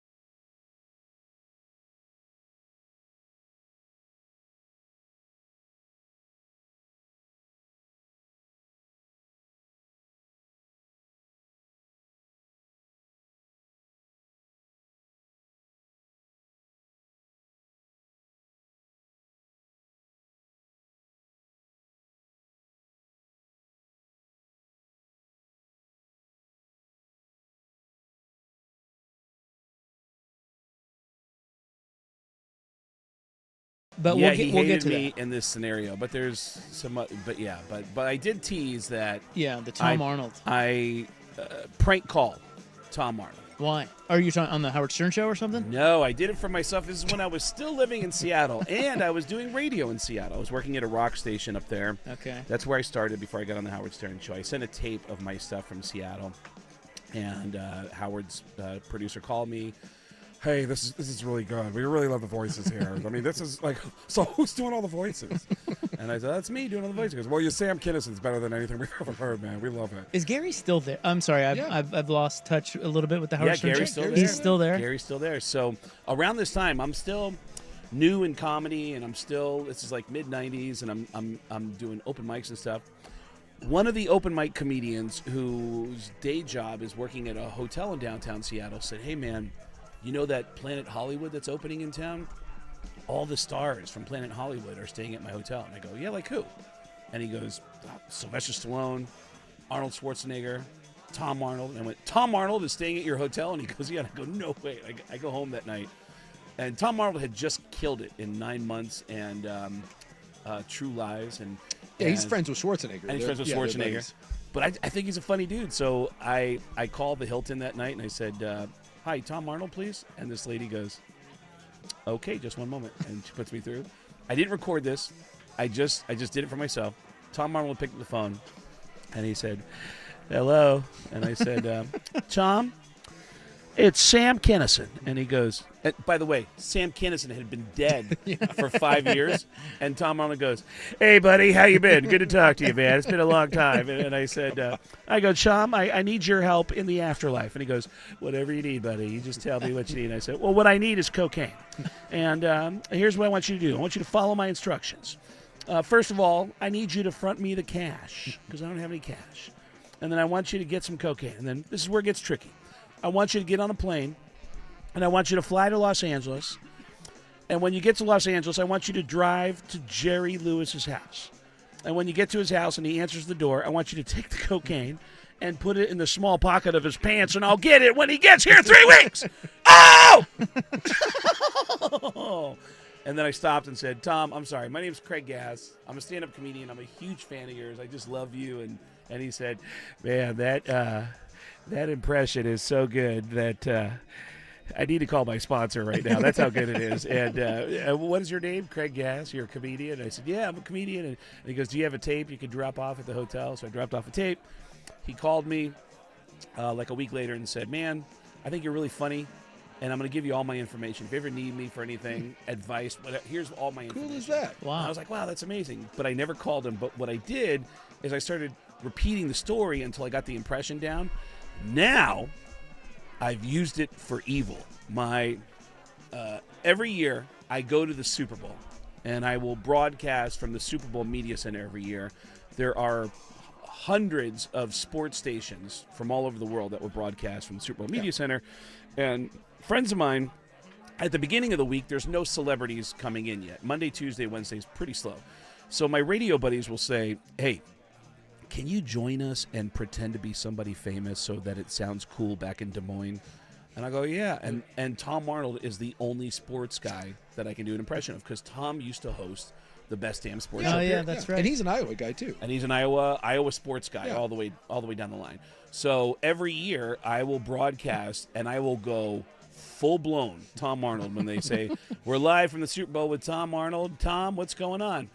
Not much, guys. It's pretty exciting to be here. We're live at the Super Bowl, and a lot of celebrities are coming into town. I was actually at a Cocaine Anonymous meeting last night with Brett Favre. I probably shouldn't say it out loud, but Brett's a big cokehead, and his sponsor is Bob Costas. Bob's addicted to upskirt porn. Again, I shouldn't say this out loud, but he's always pumping off at work. And I'll just throw out random sports guys and attach them to addictions. And every year, the internet will attack the real Tom Arnold and go, dude, it's supposed to be anonymous. What's wrong with you, man? And every year, Tom Arnold, and I love him for this, will fight everyone. Individual and go, hey, did you notice that Sam Kinison was also on the air? That guy's been dead for 30 years, you idiot. That's not me. It's a comedian. His name's Craig Gass. I wish he would stop. And it's, it's he wishes you would stop, and yet he doesn't call you and tell you that. Yeah, well, I ran into him once at there was a big roast in Vegas, the roast of Cheech and Chong. And this said everything to me. I saw Tom backstage, and I went, Tom. And he looked at me, and I went, Craig Gass. And Tom Arnold went, yeah, you're great. You're great. You are great. And I was like, oh, no. Oh, wow. Oh, no. Yeah, but dinner with Christopher Walken. He hated me. By the way, I will tell a censored version of this story. If you want to hear the uncensored, just come to the Boston Nova Ballroom on Saturday. It's and I'll just yell out Christopher Walken, and I'll tell you the story there. But is it in the set? Yeah, because there's a comedian that should have known better. Richard Belzer was sitting at the table. Oh, yeah. We're going to do a Rest in peace. Rest in peace. The great Richard Belzer, who invited me to be a part of this roast. It was my first roast I ever did, and there was a formal dinner before the roast, and Richard insisted that I sit at his table to have dinner with him. I'm a total unknown comedian at the time. And I mean, I'm kind of unknown now, but I was really unknown then. And then, so I sit down at dinner, and in the middle of dinner, Richard goes, "Chris, get over here. Okay, sit between me and Craig. Do you know Craig Gass? Here, sit between me and Craig Gass." I look up. It's Christopher Walken. Oh, gosh. And he walks over and he sits down. There's a prepared meal at every seat. By the way, I'm starting to realize this is kind of a Gordie Howe story that Suk was telling me. But I don't know that he's an a-hole, but he just looks like he's in a bad mood. Christopher Walken sits down, and his body language is very closed off, and he's just cutting his steak, and he's not even looking up from the table. And I'm just kind of fascinated watching Christopher Walken looking irritated, and then I see Belzer going, "All right, listen, I know you're not in a good mood, but I got something funny for you, okay? I know a lot of people do an impression of you, but you got it." And I went, "Oh, no, Richard, no. And he goes, "No, it's fine. Chris, will you look at me? Look at me. Okay, now look at Craig." And Christopher Walken threw his utensils on the table and went, "Oh, dear. Oh, boy. Go ahead." And I went, No. Well, I don't know if this sounds like you or not, but what I try to do is I try to say as many weird words as possible. And every once in a while, I say the word cowbell. "Pow!" And Walken just went, "Wow." And then he went back to his food and went. And then Belzer goes, "Hold on a second. Have you ever heard anybody do Owen Wilson? You ever heard anybody do?" And he's making me go through all these impressions. At one point, he has me screaming at Walken as different celebrities, and Walken just went, "Listen, I get it. You're talented. Good for you." And I was like, "I'm not." He's the one that's pushing the issue, not me. I'm trying to just sit here and enjoy this moment. Oh, man. And but Belzer forced that issue.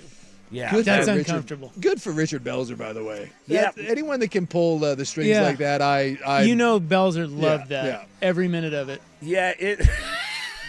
You know what? I didn't even think about that in hindsight. That maybe he did that just to make me feel 100%. weird. Yeah, and to make Christopher feel weird. I would do that 100 times out of 100. That's the best. You know what's interesting is I did an HBO show, Sex and the City, and once I got on Sex and the City, HBO started sending me in to audition for parts for all their HBO shows, for Sopranos, Entourage, and every time I went in, their casting director for HBO is George Ann Walken, Christopher Walken's wife. Oh, gosh. Oh. And every time I would audition for her, I would come in with whatever I had prepared. And when I was done, she would say, "Do you feel good about that?" And I'd say, "Yeah." And she'd go, "All right. Now, can we do it one more time as my husband?" And I'll go, "All right, yeah, sure." And I'll do it as her husband. And then She loved it. She loved it. Dude. I remember one time doing it, it was Sopranos. And it was a short, it was like 2 lines. It was just a doctor who said, the lines were, "Tony, we did everything we could. He's dead." And she goes, "All right, you feel good about that?" And I go, "Yeah." She goes, "All right, can you do it one more time as my husband?" And I go, "All right, yeah. Are you ready?" "All right. Tony, we did everything we could. He's dead." Pow! And then she went, "All right, I'm going to show it She's to him." all right, thank you. And she said she would play it for him and that he loved it. According to her. I don't know. According to her. Craig Gass, we're out of time. Oh, man. We already have a text on the text line from Pat. He calls you a true gem. Wow. Thank you, A Pat. Northwest legend. I am excited to be here. My first ever stand-up show that I ever did, that I got paid for, was in Portland. It was not a legal show. It was a bunch of girls putting on a show. I think that's all I can say about that. That's about it. Yeah. Yeah, it was at a warehouse somewhere near the Greyhound station, and I got paid hot. Yeah, it was. You got paid in something else. So to come to the Bossa Nova and do a real comedy show in front of a real audience is amazing, man. God, I was just getting started. Like, there's so many. I know you got a lot of good ones. We got Gene Simmons.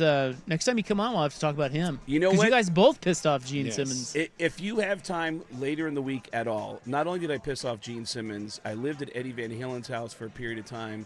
I also have. I planned on getting into the stories about how I've embarrassed myself in front of some of the biggest names in the NFL because I got so excited, much like I did with Seth MacFarlane. But thank Next you time. for having me in. Yeah, man. Thank you. And we'll see you at Bossa Nova Ballroom. Saturday night. 2 shows. BossanovaBallroom.com. Thank you, guys. All right, thanks. Craig Gass, website? Is getgas.com. Get gas with 2 S's. Or go to BossanovaBallroom.com. BossanovaBallroom.com. We'll wrap it up next on The Fan. Big Souk here for the Big Ford store, Vancouver Ford. Locally owned and